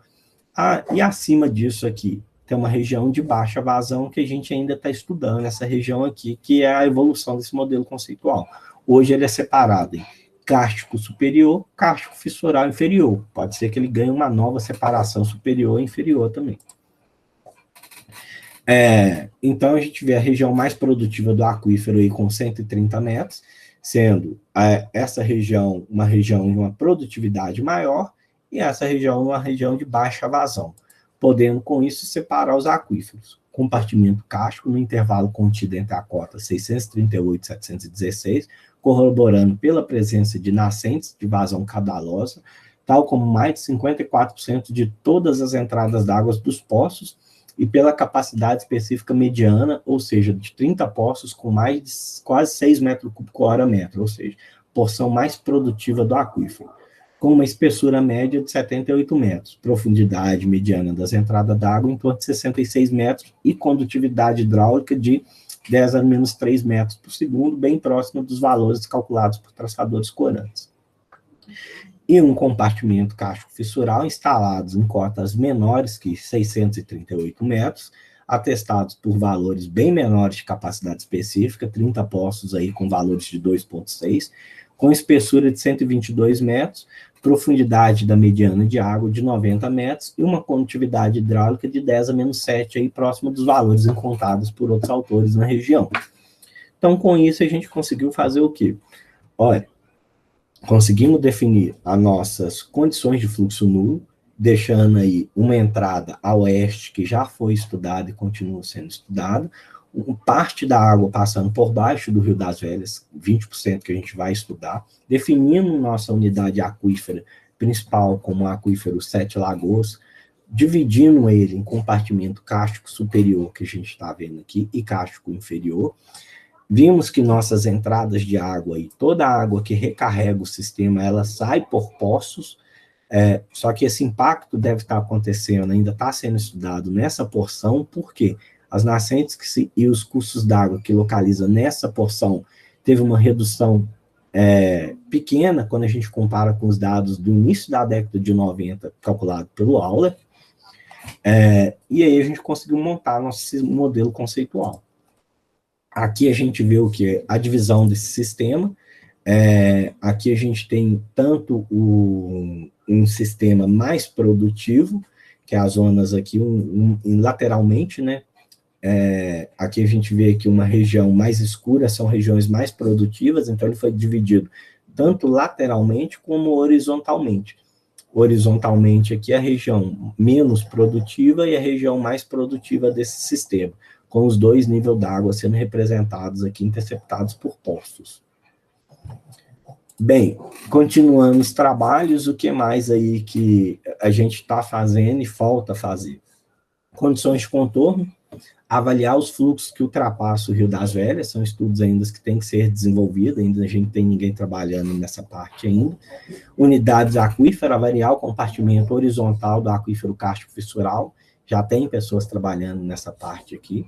Entradas e saídas de água do sistema, determinar a recarga aquífera por por zonas específicas de cada área, também vai ter alguém trabalhando nisso aqui. Entradas e saídas de água, entender a alimentação da vazão das nascentes caudalosas, por quê? Se essas vazões não são impactadas e o aquífero inferior é impactado, por que elas não são impactadas? Esses compartimentos são completamente isolados. Parâmetros, avaliar variações do armazenamento e condutividade hidráulica do sistema kárstico fissural com o sistema de falhas e condutos de dissolução da área. Aquele trabalho de graduação mostrou uma falha que conduz toda a água da região para dentro da área de estudo, e outros, incluir dados químicos e isotópicos no modelo conceitual, complementar o estudo com a área oeste adjacente que foi mostrado, kárstico ou produtividade, e dividir isso em outros compartimentos. Bem, basicamente era isso que eu queria trazer para vocês. Aí tem a foto do pessoal que participou do projeto, porque apesar de eu ter montado esse modelo aí, o trabalho não é montado sozinho, né? Sempre quando você faz alguma coisa, tem um monte de gente te ajudando. Eu acho que eu consegui contemplar todo mundo que participou ou participa do projeto nas fotos aí. É isso que eu queria trazer para vocês. Obrigado aí a todos. Estou à disposição para a gente nossas rodadas de perguntas.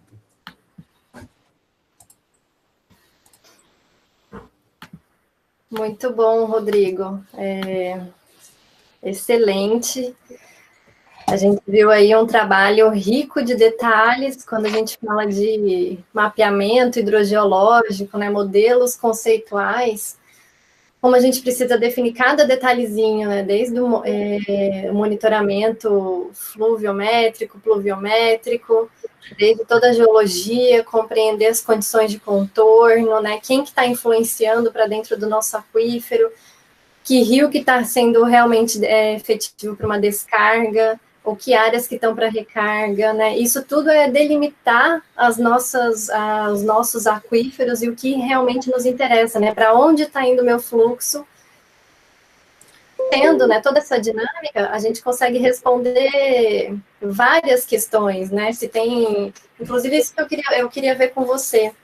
Quais foram os objetivos finais, né? Além de definir um fluxo, conhecer a hidrogeologia, tinha um objetivo assim, específico para a gestão da água ou algum aspecto para mineração ou, enfim, para conhecer o kárstico, para proteção ambiental? Então, muitos, igual a Ana também trabalha com modelagem há tanto tempo, né, Ana? Um modelo que a gente faz aí um mês, mas assim, a ideia era realmente tentar fazer modelos que realmente respondessem à área. Por quê? A gente está falando de uma área da APA, 370 quilômetros. Vocês veem, o estudo original, ele já pega uma área maior que a APA, porque quando foi feito o projeto, estudar só a APA não vai adiantar, porque a gente já sabe que tem uma influência externa. Então, um dos objetivos era, essa área é suficiente para preservação? Adianta eu preservar só isso aqui? Assim, quando a gente vê o estudo, a gente sabe que não, porque a gente já sabe que tem uma interferência externa. Por mais que você tivesse uma preservação, que a gente sabe que não é assim que funciona, só pelas recargas e descargas que a gente vê tirando lá 100% dentro da área, a gente vê que existe uma influência externa que impacta nesse sistema. Então, um dos objetivos aqui era montar um modelo com as melhores condições de contorno possível, para mostrar, olha, dentro desse sistema aqui você controla, agora parte da gestão fazer esse controle ser efetivo, porque quando a gente fala da área da APA, a gente já vê que a área já é uma área menor do que deveria ser, né, para a gente ter um controle eficiente. Se tivesse um controle, se a gente conseguir implantar um controle eficiente ali dentro, mesmo assim a área deveria ser uma área maior um pouco. Então, um dos objetivos era, qual que seria essa área suficiente para a gente ter essa gestão desse sistema aquífero, para depois passar, assim, em controle ambiental. Entendi. E, bom, você mostrou muitos, né, você está bastante tempo estudando nessa área e mostrou muitas ferramentas para a gente aqui hoje, foram ferramentas de traçadores, né, os ensaios, os cálculos, né, que vocês fizeram e a relação das fraturas. Achei muito legal o estudo das fraturas, e eu queria que você falasse um pouquinho mais. Por exemplo, vocês fizeram foi feita uma coleta de se não me engano, 1.000 e poucas, né, fraturas. E teve uma sistemática, assim, de tipos de rocha, diferenciações, E depois algumas scanlines para tentar compreender distâncias entre essas fraturas, direções, e isso foi... uma outra coisa, foi feito algum estudo de lineamentos? Tá. Então, eu queria saber como que foi feita, se teve alguma sistemática em relação a essas fraturas, né? E descrição delas, inclusive, por exemplo, uma que tem indícios de água... Não... Tá, vamos lá. E por que, né, estudar as fraturas quando a gente fala de kársticos? Exatamente. Então, aqui vocês veem aí que tem alguns slides que só tem lá hidroquímica. Eu só coloco que teve o estudo lá, mas eu nem apresento nada. Por causa do tempo, senão seria uma apresentação enorme. Mas aqui acho que eu consegui colocar algumas das metodologias principais. O que foi feito aqui para o estudo de fratura? O estudo de fratura, ele começou logo no início do mestrado mesmo. A ideia era o seguinte, a gente sabe que o duto ele vem a partir da dissolução de uma fratura, ou de um plano qualquer, ou de uma estrutura planar, ou de uma estrutura rúptil, que seja. A gente passou assim, vamos primeiro estudar as fraturas. Antes de fazer um levantamento aleatório, influenciar nosso espaço amostral, eu levantei 500 fraturas aqui e nada ali. Primeira coisa que a gente fez foi o quê? Em relação só às fraturas, foi esquadrinhar a área. A área foi dividida em acho que são 69 ou 72 quadrículas de 9 quilômetros quadrados. Então, definido literalmente dentro do trabalho de 2016 da Ribeira, a gente consegue ver isso. Cada quadradinho lá dentro foi pego. Aqui, que foi apresentado, são as fraturas do caste, mas foi medido demais fraturas. Então, nas fraturas do kart, a gente achava um afloramento, fazia toda uma sistemática de geotecnia, media a abertura das famílias, identificava as famílias, media a abertura das fraturas, espaçamento entre elas, para depois fazer o cálculo.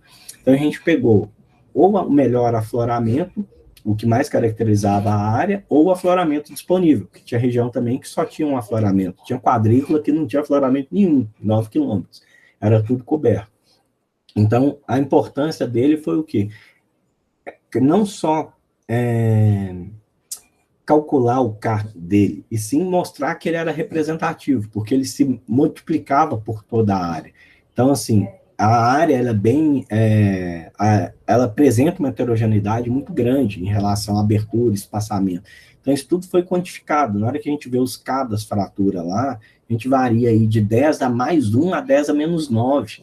Por quê? Tem fratura que conduz água, tem fratura que está fechada, tem fratura que o espaçamento é nenhum, tem fratura que é muito aberta. Aí, quando a gente faz aquela análise da mediana, que contempla 60% dos dados, a gente chega no 10 a menos 3. Então, apesar da heterogeneidade, a gente sabe que existe um controle principal que está dentro desse parâmetro. E um outro motivo de estudar as fraturas foi que, junto com as fraturas, a gente fez a mesma coisa com os condutos. Aqui não foi apresentado, mas foi calculado o K dos condutos também, que ficou também, acho que com as duas ordens, acho que ele é 10 a 1, ou a 10 a 0, alguma coisa. Acho que ele fica 10 a 1, 10 a menos 1, que é bem próximo também de alguns valores de dutos de alta condutividade que a Teodoro levanta. Teodoro, ela calcula o volume de duto, ela chega com dutos aqui no caixa com 2 metros de diâmetro, totalmente preenchido. Então, só que na época, como a gente ainda não tinha um estudo de traçador, optou por aí eu tenho os dados dos condutos, só que a gente não usou, porque não tinha com o que comparar, entendeu? Então, assim, eu acho que essa parte ainda sobre os condutos ainda vai evoluir bastante, porque todo o tratamento dos condutos foi feito, só que não foi comparado, porque o tratamento dos condutos terminou uns 3 anos antes do tratamento dos traçadores. Então, agora aí está faltando gente pegar aquele banco de dados enorme, continuar lançando traçador aí, para a gente ver o que isso vai dar ainda. Mas a ideia é a gente fazer essa sistemática bem detalhada. Deu para ver que, né, que ainda tem muita coisa, apesar de muita coisa foi feita, a gente percebe que ainda tem bastante atividades, né, dá para envolver aí TCCs, mestrado, né, tem muita coisa para ser desenvolvida ainda. E vocês fizeram alguma coisa com geofísica, alguma relação, algum pré-campo, assim? Começou... Geofísica, não? Então, começou a fazer alguns trabalhos de geofísica, assim como os trabalhos relacionados à morfologia do karst, mas nenhum dos dois depois desenvolveu, porque tinha algum outro trabalho de prioridade ou falta de aluno mesmo. Ah, o aluno vai para o traçador, aí começou a geofísica ficou. Então, geofísica da área mesmo, tem geofísica aérea, mas linhas ainda falta fazer um estudo sobre linhas. Seria muito interessante, por exemplo, agora que já tem um trabalho sobre pelo menos 10 rotas de fluxos de lançamento de traçador, fazer geofísica e resistividade para entender melhor esses condutos. Porque, teoricamente, o que a gente tem? Ponto de saída, ponto de chegada, traça uma linha reta e calcula um K aparente. Mas a fazer esse estudo geofísico para entender esses condutos, agora que já tem eles pré-mapeados, ia ser muito interessante. Eles ainda não foram desenvolvidos. Ainda está aí ainda para alguém fazer.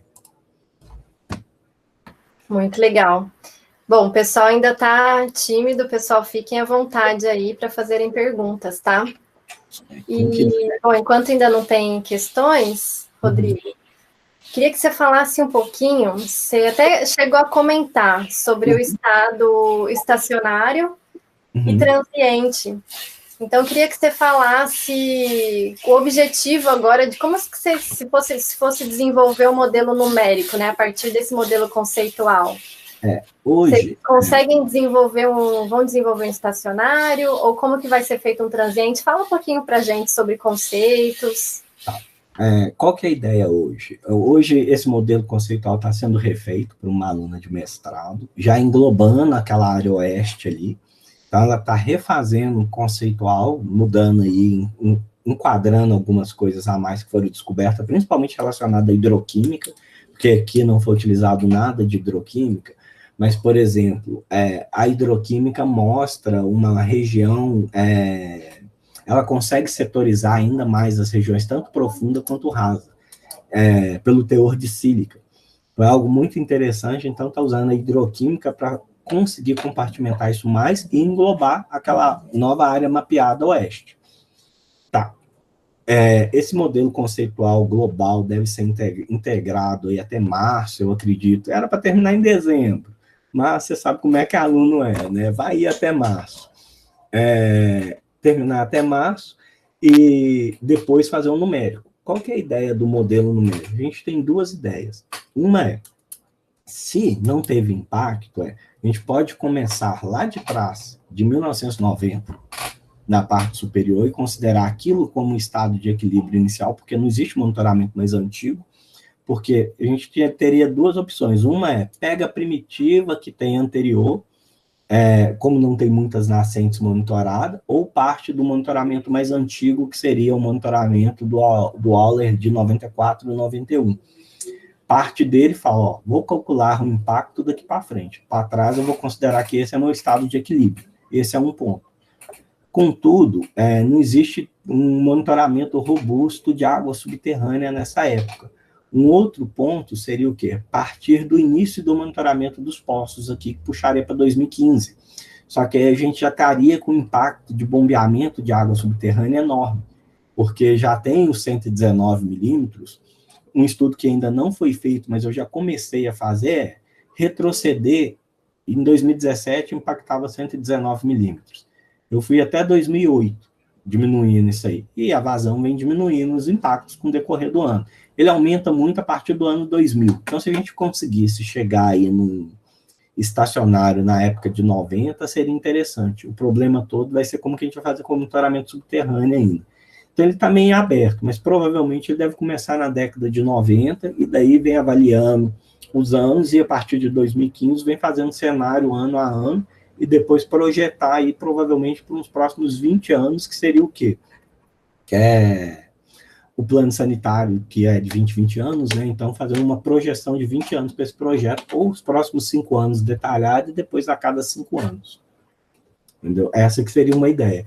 Porque a gente conseguiria ver essa evolução. Uma das coisas interessantes do modelo transitório aí, do transiente, pessoas, é o que, aparentemente, o aquífero superior kárstico, ele não está tendo uma comunicação tão efetiva com o inferior, por causa da gente não estar vendo esse impacto nas nascentes. ele não está tendo hoje ou ele não vai ter até quando? Então, assim, essa projeção desses bombeamentos, então a gente vai pegar a curva de bombeamento de 2000, que a gente tem bastante dados de pós, até 2020, e ver, a vazão de explotação está aumentando 10% a cada ano, 2% a cada ano. Projetar ela para o futuro e ver se existe, vai ter esse impacto. E outra coisa que é muito interessante é, entre esses compartimentos, seja 2 ou 3 ou 4, a partir da nossa próxima divisão, existe conexão de água, porque uma coisa que é muito interessante aqui, Ana, é o seguinte, olha, tá, os compartimentos são separados, então quer dizer que o duto não é fraturado, mas é totalmente contrário à lógica, né? Se você tem um duto e tem uma fratura que corta ele, teoricamente esse duto é fraturado e essa fratura é alimentada.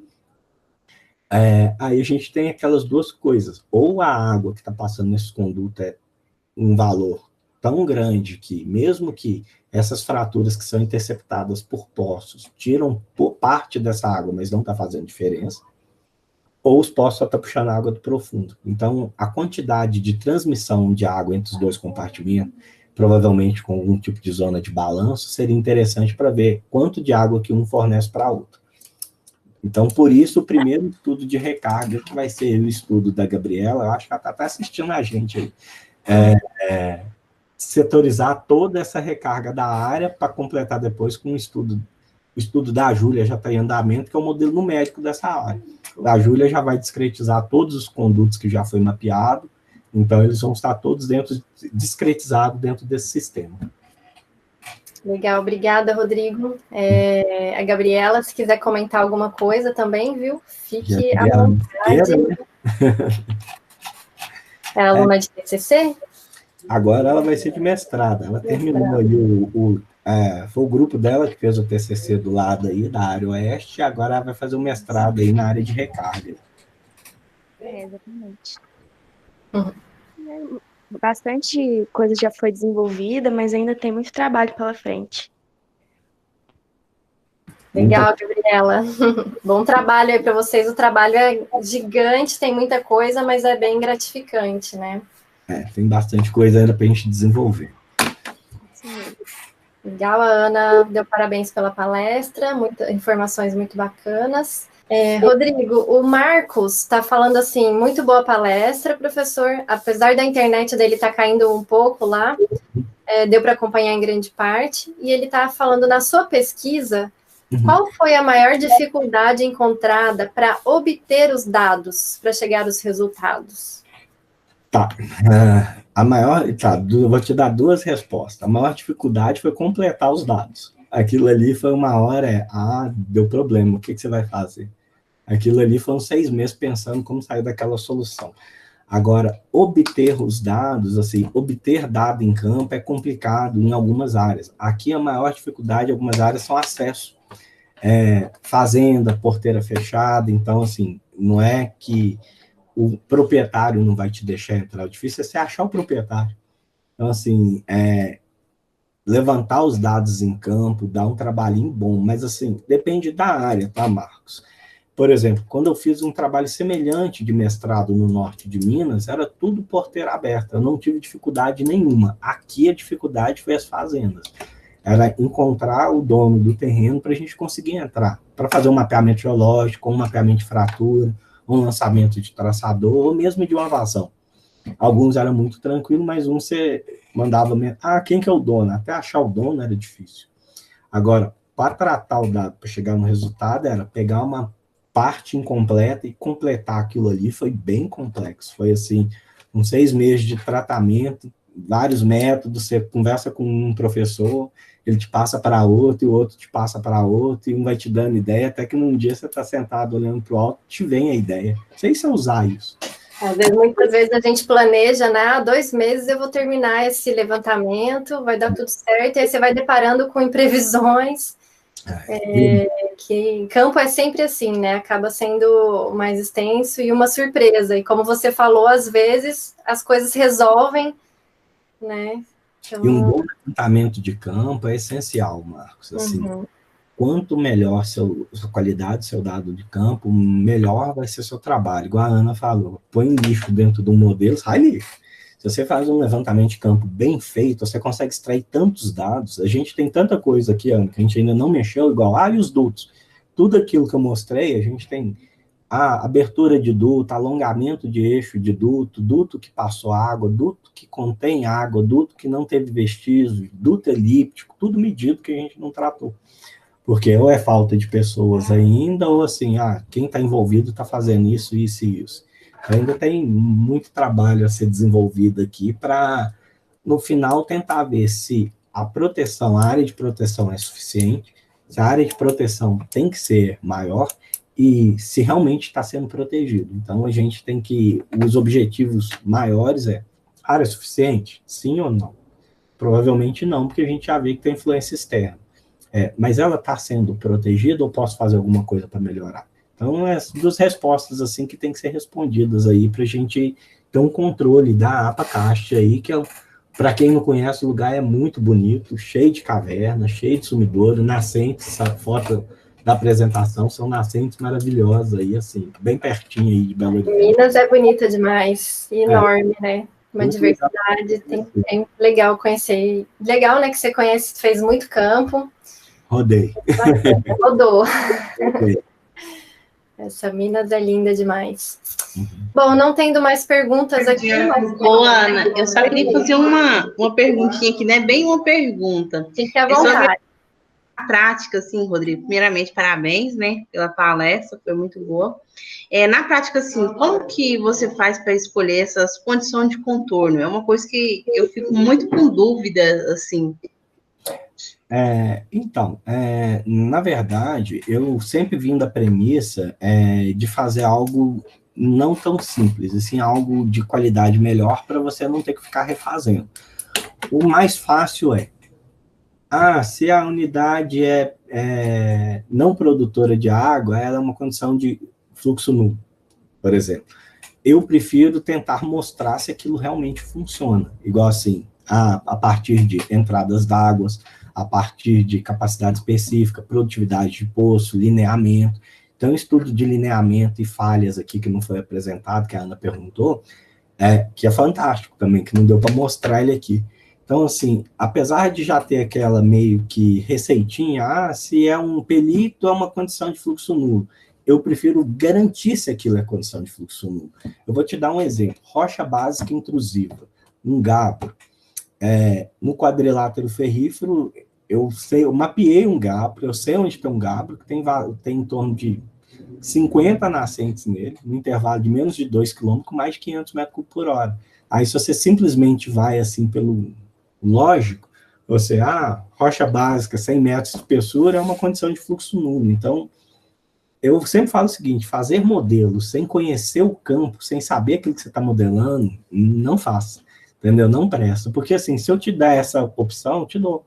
É um quadrilátero ferrífero, formação Cauê, filito de um lado, rocha básica do outro. A rocha básica não é uma condição de fluxo nulo, ela é cheia de nascente, porque a diferença de carga hidráulica é muito alta, tem quase 100 metros. Então, e como o talude foi sendo empurrado, igual para passar a estrada, então um talude original poderia ter 200 metros, hoje ele tem 100 metros, essa água migra pelas fraturas que foram o quê? A partir dessa detonação e abertura dessa estrada, as fraturas abriram mais, então a água sai do aquífero e passa pela básica. Se eu só te dou algo para modelar, sem você conhecer a área, você pega, filito, rocha básica, condição de contorno, mas não é. A vazão a vazão de saída pela rocha básica é maior do que a vazão de descarga do próprio aquífero. Foi algo produzido. Então, o que eu faço normalmente? Eu tento provar que aquilo realmente é uma condição de contorno, entendeu? Que eu acho que é o básico do seu modelo. Porque é interessante, a gente tem que entender a nossa área, né, do modelo. Fechar essa área, onde está entrando água, onde está saindo água, onde é zero. Quando ele fala, né, fluxo zero, é que não tem, por exemplo, um divisor de águas ou realmente uma camada geológica que está barrando a água. Então, ali não tem água, ali é fluxo zero, mas realmente não tem água. Então, é isso que o Rodrigo está falando, né? tem que ir para o campo, tem que fazer ensaio, tem que verificar que não tem entrada e saída, porque o modelo hidrogeológico é isso, é o balanço de água, quanto que entra de água nessa área que eu estou estudando e quanto que sai. Mas eu tenho que saber onde está entrando, por isso que eu preciso saber das recargas, dos rios, as condições, né, de cargas hidráulicas mesmo. Às vezes eu posso limitar o meu modelo com o mapa potenciométrico, né, entendendo essas cargas. Então, isso é a condição de contorno do meu modelo. Uma das coisas que o TG fez, o trabalho de conclusão de curso na área, limitou uma das condições de contorno pelo mapa. Na verdade, a gente já sabia, pelo que eu tinha feito, que o granito funcionaria como uma condição de contorno, mas eles limitaram com o mapa potenciométrico e, coincidentemente, bateu no granito. Então, assim, quando você vê uma coisa dessa funcionando, você fica, é a teoria que você vê na prática acontecer. Então, foi excelente, assim, foi um trabalho de graduação muito bem feito também. Foi muito interessante que na hora que você vê um mapa pronto, você, não, isso aqui tem que ser assim. Então, aí você vê pronto, você, não, funciona. Aí você vê a teoria na prática. Então, assim, como a Ana bem falou, sempre vai no campo e tenha certeza que aquilo que você está falando realmente representa, porque pode ser que não represente. Muitos casos não representa. Em Belo Horizonte tem uma formação filítica aqui, que chama filite cercadinho. Ela é cheia de quartzito. Ela conduz água. Entendeu? Tem poços perfurados nela. Não é por causa das lentes de quartzito que tem no meio dela, mas aí para quem é de fora, vai fazer um modelo, aí pega filito, são 300 metros de filito. Assim, não, isso é uma condição de fluxo nulo. Não, não é, ela passa água, entendeu? Então, assim, tem que conhecer a região. Excelente, Rodrigo, muito bom. O Marcos agradeceu e a Mary falou que entendi. Muito obrigada. Obrigado a você, pessoal. Uhum. Bom, pessoal, não tem alguém com mais alguma pergunta? Vamos parar por aqui, então. Rodrigo, eu acho que, né, esse assunto ele é extenso. A gente viu quantas informações que você colocou aí para nós hoje. E mostrando esse estudo de caso, né, que você acompanhou aí ao longo de algum tempo. Então, mostra aí a experiência que você tem aí nessa área. E acredito que vamos fazer alguns mais encontros, né? Quem sabe trabalho de campo. Espero que a gente retorne em breve aí. Amém. Presencial. E fazer alguns trabalhos juntos, né? Quem sabe unindo aí os alunos. Então, aí você, sua turma, os alunos, quem quiser participar, a gente pode tentar desenvolver alguma coisa junto. Sim, a gente vê que tem bastante dados, né? Tem muita coisa para fazer, provavelmente a gente está tentando expandir o projeto ainda, porque quanto mais mexe, mais coisas a gente vê que tem que estudar. Você já deve ter falado para os alunos aí com a palestra do Paulo, que a gente está montando um laboratório lá também, então, assim, as portas também... Por enquanto, elas estão fechadas por causa da pandemia, mas elas vão se abrir e fica à vontade, tanto para o projeto quanto para a própria faculdade. Isso aí. Então, excelente. Queria te agradecer bastante, tá? Por estar aqui com a gente hoje e agradecer ao pessoal que assistiu hoje e fazer o convite para a nossa última palestra, que vai ser na quinta-feira que vem, no dia 3 de dezembro, para fechar esse ciclo, falar de gestão de águas subterrâneas com o geólogo pesquisador Zé Luiz, do Instituto de Pesquisas Tecnológicas. Então, muito obrigada aí, pessoal. Obrigado, gente, pelas 2 horas de companhia. Obrigado, Ana, pelo convite. Até mais. Até breve. Tchau, tchau, gente.